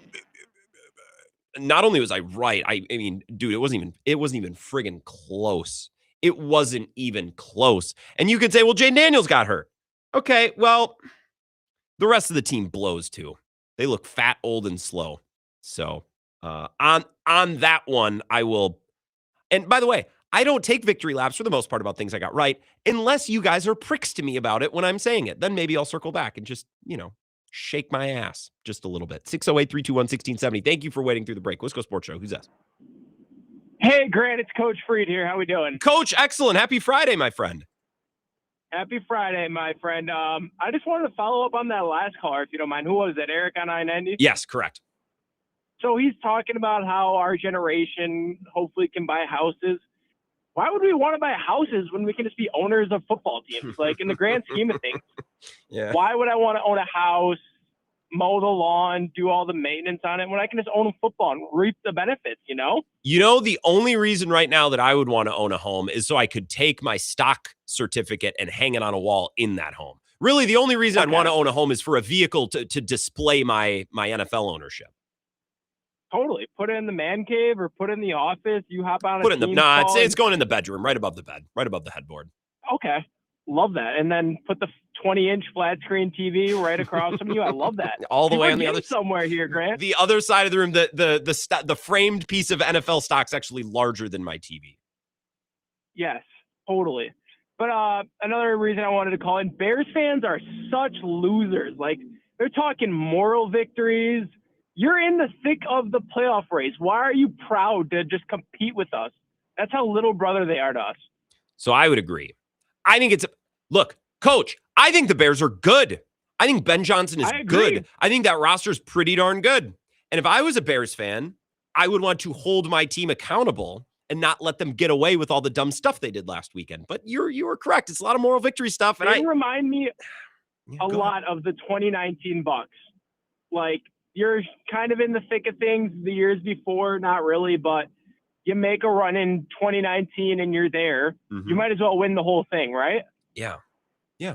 I think this is a great Might comparison. Might be a weird comparison, but It's to each tough. their own. It's cross sport. No, to each their own. Have a great weekend, Coach. I appreciate the call. That's Coach Freed. I don't know that I would have to think more about the comparison. But I think the Bears, again, look at the NFC playoff field. Like, are you terrified of any of these teams? The Rams are good. I think they can be beaten. The Niners, the Eagles can be beaten. The Seahawks are quarterbacked by Sam Darnold. I think they're great, but they run the ball really stubbornly. Jackson Smith and Jigba's fallen off a little bit. And Sam Darnold, who I like, and if he's not playing the Packers, I have no reason to root against him. I'd love to see him get over his playoff bugaboos, but they are bugaboos. So like if I'm the Bears, why not? You go into any of these matchups, you beat them up, you control the clock, and you see if you can't steal some wins. And I don't even know they would be stealing a win. That's to dismiss the win. Like, I think the Bears are good, but a lot of moral victory talk. I think one of the more interesting wins on the books this weekend. I love Packers Broncos. I love Vikings Cowboys, even though it probably doesn't matter that much. I just think that'll be a fun game. Browns at Bears, when it's going to feel like it's 10 below, that interests me a lot. It compels me, especially because Shedeur Sanders is playing quarterback. Like, how does that Cleveland defense show up in those elements and Chicago's running game in those elements? That's compelling. Even though, if the Bears win by 20 and the Browns suck, like it's not gonna be playoff field altering. But everyone wants to talk about trap games. Packers looking ahead next week to the Bears. It's not possible to have a trap game against the Broncos, who are the opposing one seed in the opposing conference. I also don't believe in trap games at all against any opponent. But if there was a trap game, wouldn't it be Bears Browns? You're looking ahead to next week, which I don't think they will. I don't believe in trap games, but that game is interesting for that reason. If you are a trap game guy, which again, I would like to make abundantly clear, I am not. 608-321-1670, Wisco Sports Show. Who's this? Hey, Grant, it's Mad Max from the tunnels. Hey, Mad Max. How are the tunnels? It's going to be cold down there.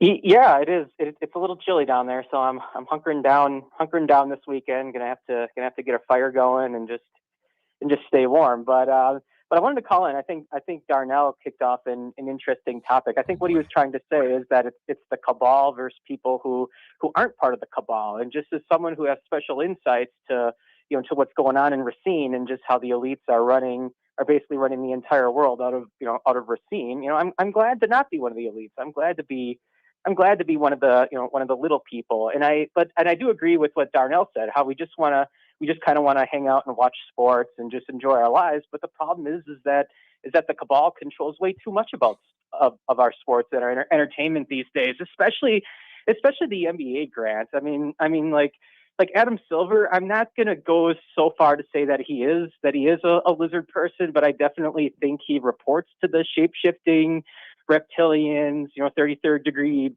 Masonic cabal at Disney who praise the Moloch and just rigs the NBA to their satisfaction.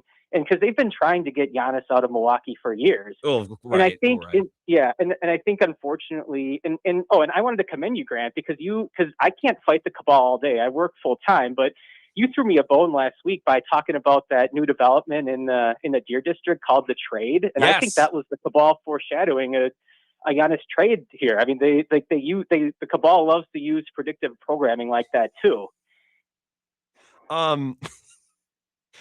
But can I ask you one more thing about the cabal before you leave, Max? So you talk about Adam Silver being a lizard person. I mean, he does look, even if he's not, he looks like one. The next suspect on my list is Tom Brady. And you talked about him cloning his dog a couple of weeks ago. I remember that's cabal behavior. I mean, they're doing that in the labs in the tunnels. That's what the Foxconn Dome was for. Yeah, absolutely. And he uses the same factory as that Mark Atanasio and Rick Schlesinger used to clone all the Hank the dog, so they could keep that gravy train going after the real Hank died. Well, Rick Schlesinger just won an award. What was he? The Milwaukee? Yeah, like the Business Executive of the Year or whatever. And good for him. I like Rick. I think he's very good at what he does. But at the same time, those guys are part of a club that we'll never be part of. Do you think the Packers are going to win Sunday?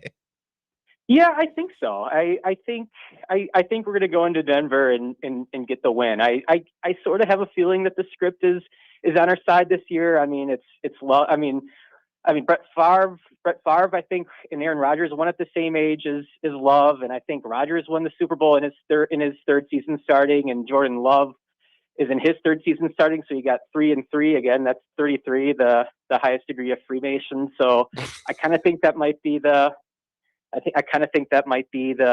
cabal speaking to us there. So I hope so. I mean, none of this is. I mean, I still want our teams to win and all that, but I've kind of gotten the realization that none of this is real and it's just highly scripted entertainment. Speaking of Denver, last thing, you always talk about the Racine tunnels. Are you familiar with all that goes on underneath the Denver airport?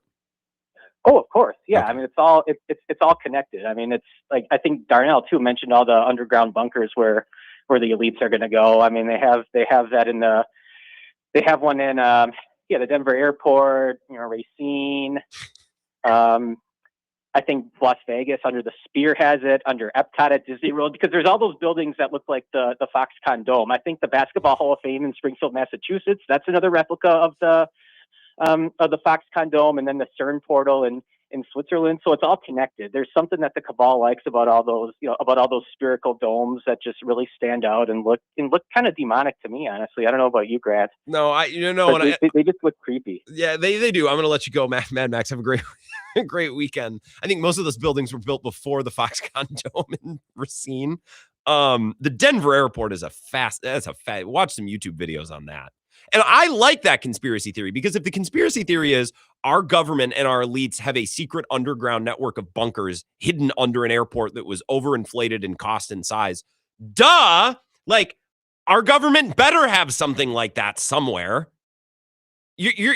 I'm supposed to believe that the most powerful and important people who run our country and are in charge of everything don't have somewhere to go if the hit hits the shan. Come on. So they better and the blue horse statue, Blucifer. I don't know if they have an equivalent to that on the Foxconn campus, if there's some sort of statue. I don't know. Ask Glenn Grothman. 608-321-1670. Last call, Wisco Sports Show. Who's this? Hey, Grant, how's it going? This is Tim in Eau Claire. Tim in Eau Claire? Hey, Tim. Yeah. Hey, how's it going? Holy mackerel. I don't think I can follow that phone call. I was going to say, you just had to sit there and you were on hold through that whole thing. I'm sorry, yeah, Tim. And I heard it all through my left ear. That was insane. But no, I love it. I can't follow it, but I want to give this to the Wisco Sports Show, which I love. I really appreciate everything you're doing, Grant. It's going to be negative 400 degrees in Chicago this weekend, and they're about to build a dome. The point I'm making is Green Bay is the last holdout. Yeah. Okay, we're the last holdout, and I know this is going to be more heretical than the previous caller, should they turn Lambeau into a dome?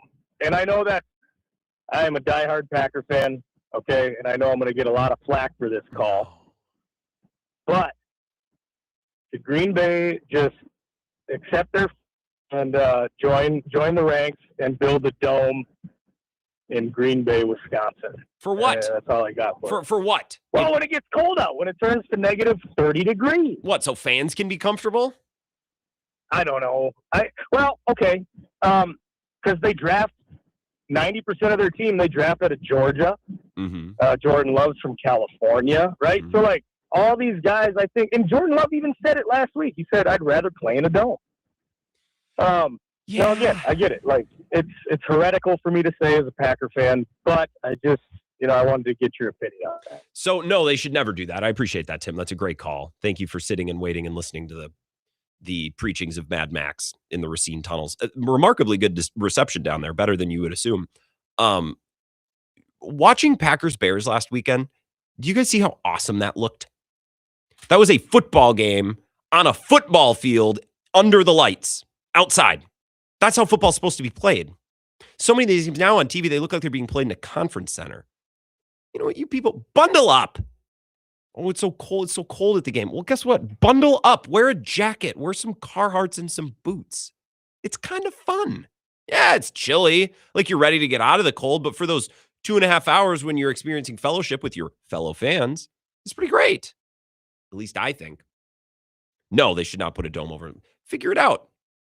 Use the elements to your advantage. It should be an advantage for the Packers then. No, I way too many teams play in stadiums now that all look exactly the same. Very sterile or septic or whatever word I'm looking for. I don't know. To you on hold, I promise. I got to get a break in, but I'll get to you right after this. This is the Wisco Sports Show with Grant Bills on the Wisconsin Sports Zone Radio Network.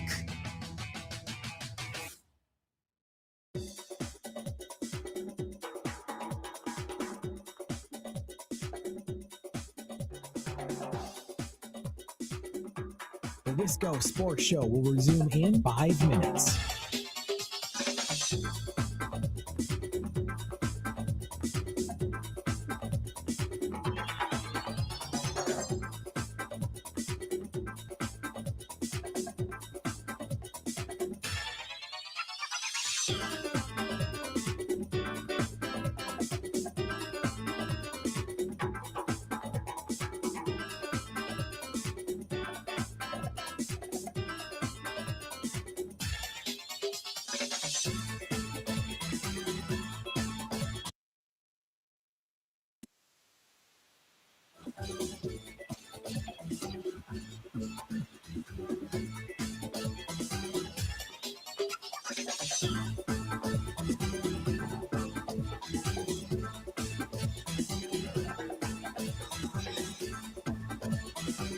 The Wisco Sports Show will resume in 4 minutes.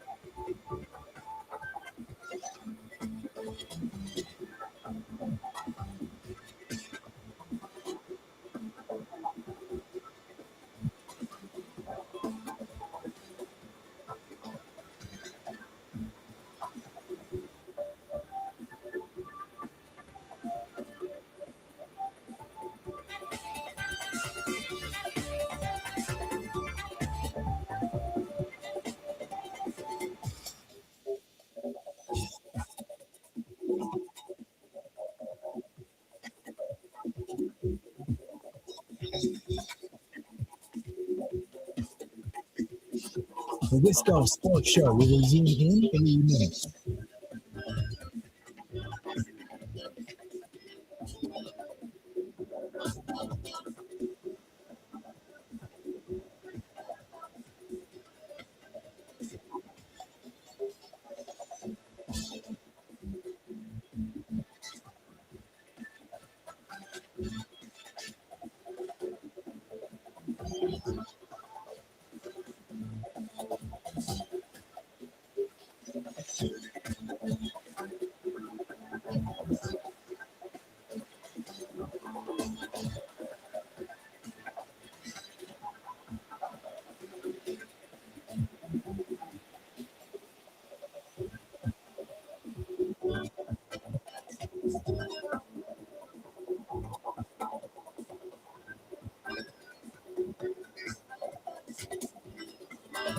The Wisco Sports Show will resume in 2 minutes.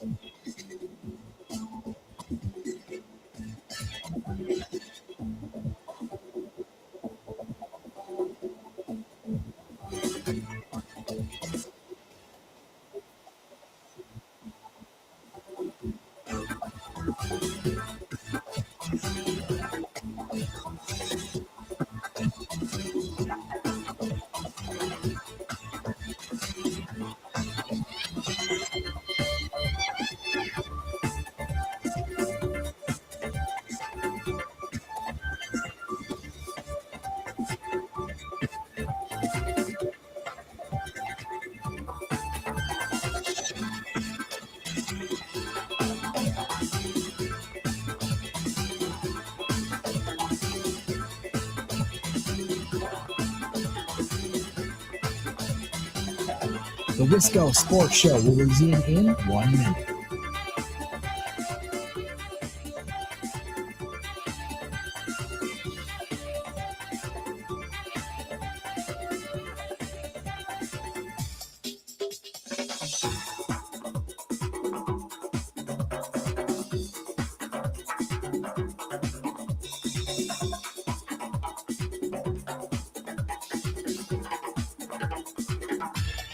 The Wisco Sports Show will resume in 30 seconds.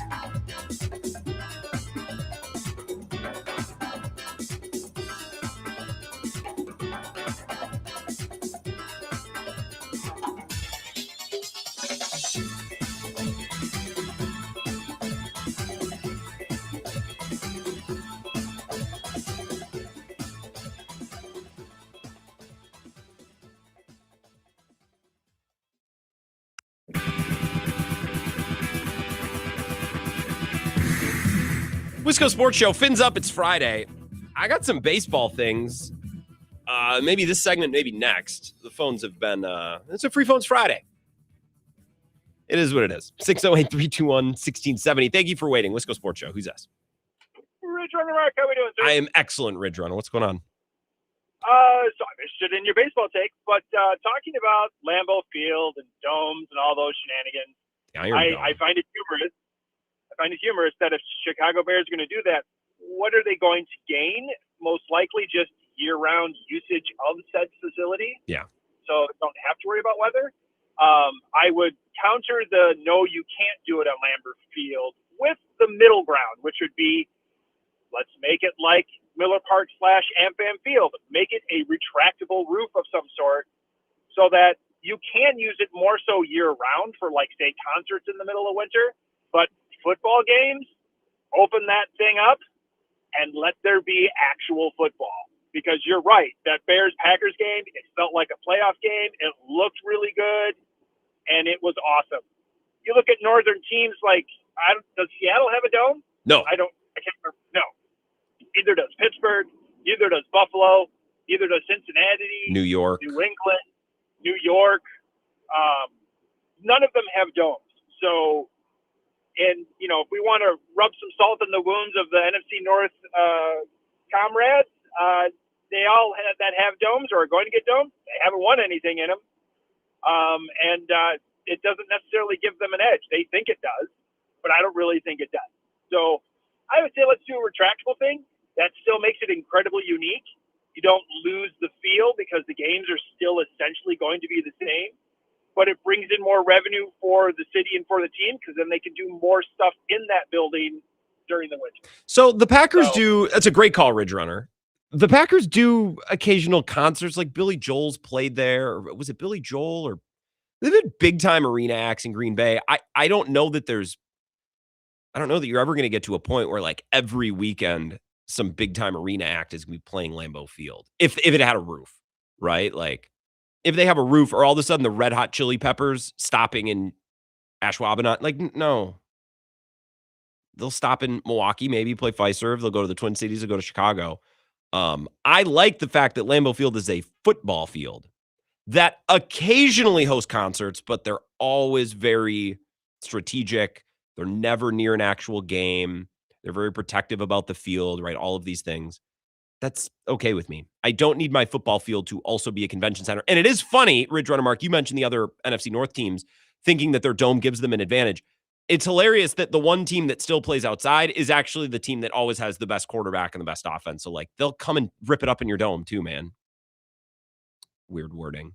But, like, the Packers, they're a great dome team. You play great on turf. We've seen it. They did it in Dallas a couple of years ago.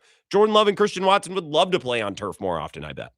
So it's like, yeah, you guys might be used to the cold, but we play inside. It's like, no, I think the Packers are better at that. They're better at that thing too.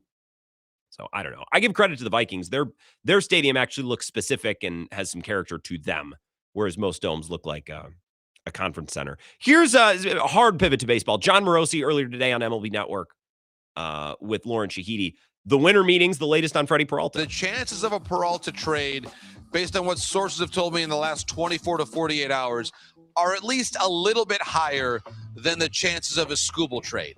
Again, market size here is real. The Brewers, one of the smallest market teams in the sport. This is part of their playbook. They traded Burns with 1 year left. They traded Devin Williams with 1 year left. And so I was hearing Peralta's name around the lobby a bit this week. The Athletic, Will Salmon and Ken Rosenthal reporting the Astros, the Yankees among the teams that have checked in on Freddie Peralta. So one of the very best pitchers in the National League for a number of years. And again, I would place the chances of a trade involving Peralta as being a little bit higher than Skubal. And Lauren, we talk so much. Pat Murphy, back-to-back National League Manager of the Year. The roster changes. The results, by and large, have not. And the Milwaukee Brewers, yet again, may end up moving their ace. And yet, I still look at their roster as being one of the best in the National League. There's still nothing with Freddie Peralta. There's still nothing hard and fast about, connections to actual teams. You could say, well, the Red Sox are in the market for a number 2 starter. Okay. They need a number 2 starter. That's not a reason to connect them. They needed a bat too. Like everyone wanted to connect them with Alonso and Schwarber and they weren't close. So like there's 2 different things. There's reporting that connects a team. They're in talks with said player. And then there's reporting that's like, well, that team could really use a number 2 starter. Maybe they'll call on Freddie Peralta. Those two things those are very different things.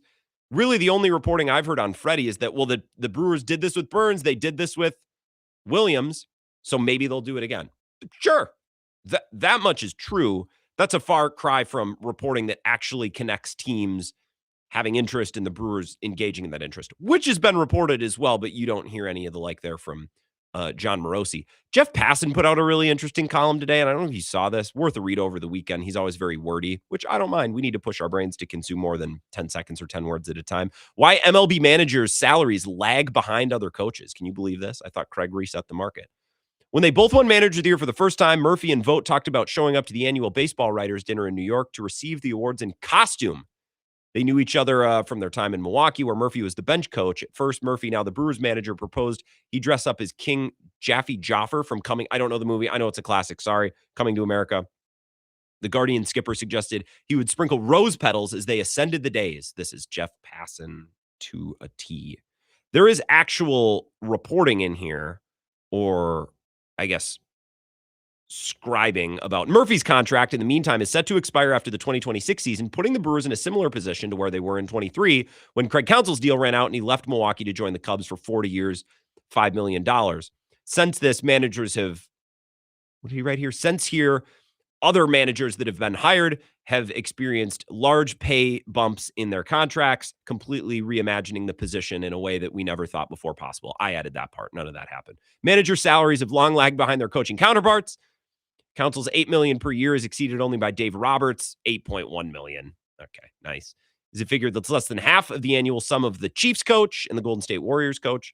Role of manager of all, blah, blah, blah, blah. Brewers got swept out, blah, blah, blah. The hiring of Murphy following Council's departure went against the trends of younger managers in the latest cycle. Now 67, Murph spent most of his career as a college coach at Arizona State. I'm going to scroll down and just give you the latest on Murphy. Murphy is an amalgamation of old and new.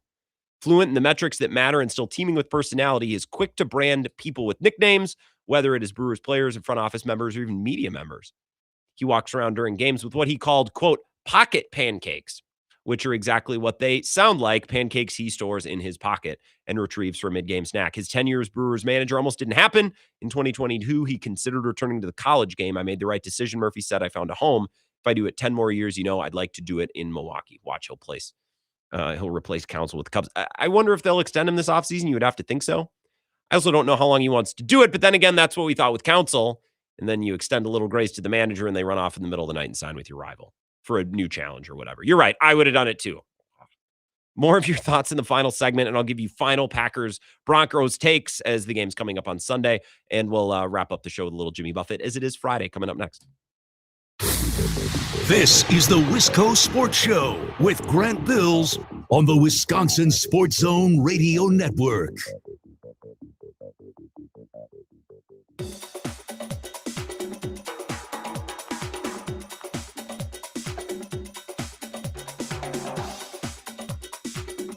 The Wisco Sports Show will resume in 3 minutes.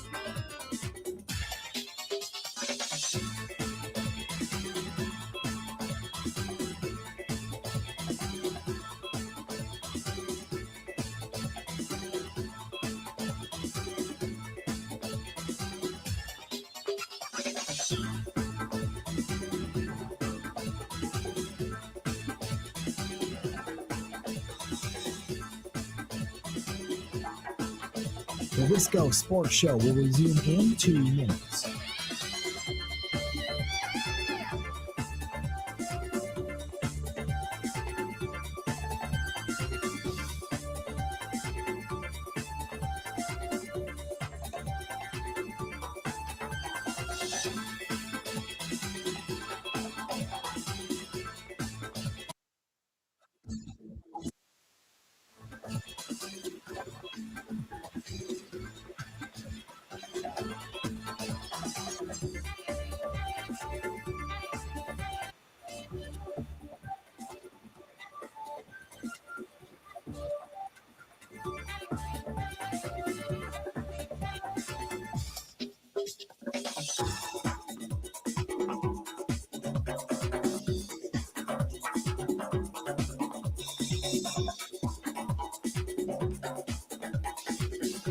The Wisco Sports Show will resume in 1 minute.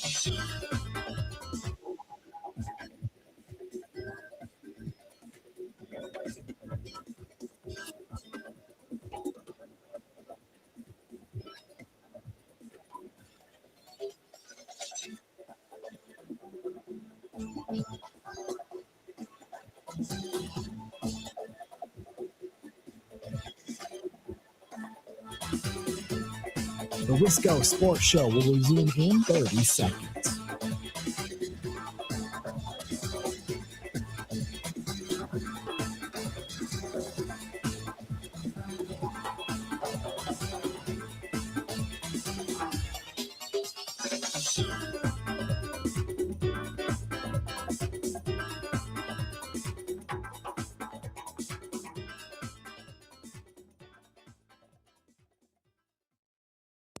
Not only going out to Wisconsin and the great Midwest, we're going around the world tonight, Parrot Head.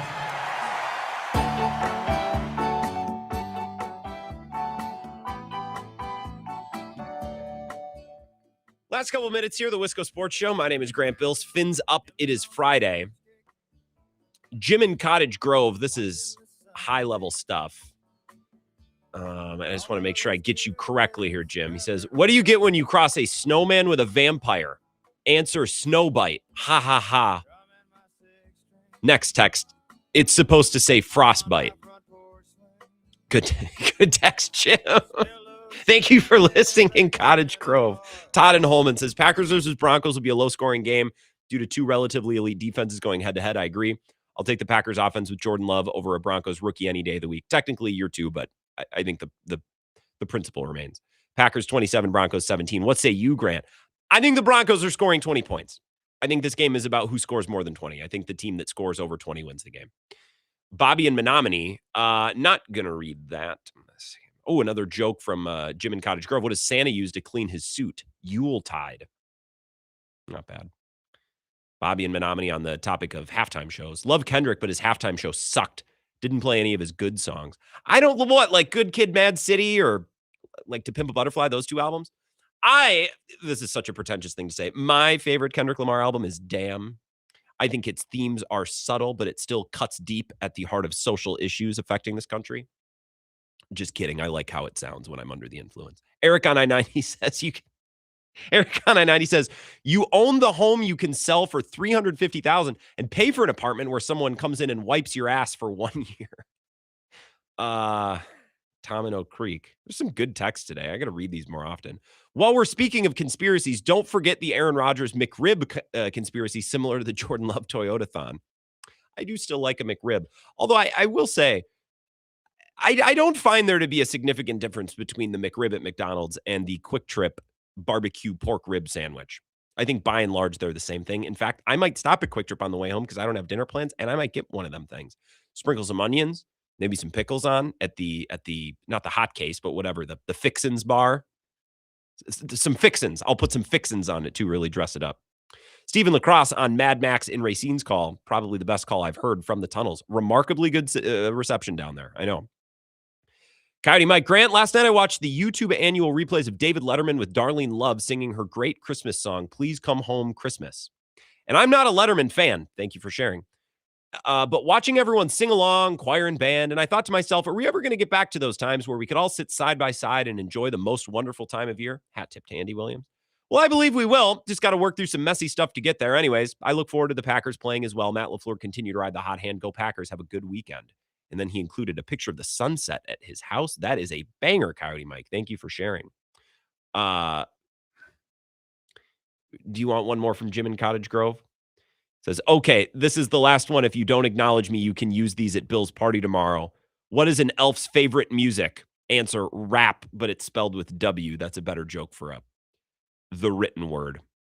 Not so much speaking out loud. This is an audio medium for the most part. Jim, thank you again for listening in Cottage Grove. The team that eclipses 20 points will win this game, I think. That is my feel. I think the first quarter will be very slow. Two teams trying to feel each other out. In fact, one more piece of audio. I almost forgot to play this. I cut this from Pack-A-Day. I think Justice Mosqueda hit the nail right on the head when he described the maybe opening act strategy for Matt LaFleur, what he should do. I'll give you this here. I think we have time to get this in. This is Justice Mosqueda on Pack-A-Day. I like this. This is good analysis. If you're Matt, how are you building this offense to begin this game? Because you are going to a really tough Denver defense. You don't want to get in third and longs. This Packers offense seemingly is better when they are sort of attacking down the field. And when they get a little bit more conservative, I like the games against Carolina, Philly, maybe where they haven't done quite as well. How do you want to build this offense early and maybe test things out before maybe you have to course correct? I'm trying to protect the ball. I'm trying to hold the football, just knowing the status of the defensive tackles, just trying to chip away. And I'm trying to get 5-6 yard gains consistently. And we don't have to get it all in one bunch. That's not a way that it's going to work against this Broncos team. Execution is going to be everything. If you can execute, that puts the brunt of the pressure on Bo Nix, which is, I think, how you want to win this football game. One turnover turns into 2, turns into 3 pretty quick with a quarterback like that. I don't disagree with that general principle. Do to the Broncos what many teams have done to the Packers. Force them to execute little by little and avoid making mistakes. And you do that by getting out to an early lead, possessing the ball, limiting opportunities, and not giving up big plays. With the Packers defense is exceptional at that. They're already very good at that. So if they can, I don't know, if they can do that, I think they're off and running. You just got to get over 20 points. You got to limit big plays and don't make the boneheaded mistake on offense, which they've been pretty good at. Knock on wood. Have a good weekend. Appreciate you not missing a Friday show. We will reconvene on Monday. A lot of good games this weekend, most notably Packers Broncos, but there'll be some other games I'm excited to talk about as well. If I survive Bill's Christmas party, I'll be back on Monday at 4.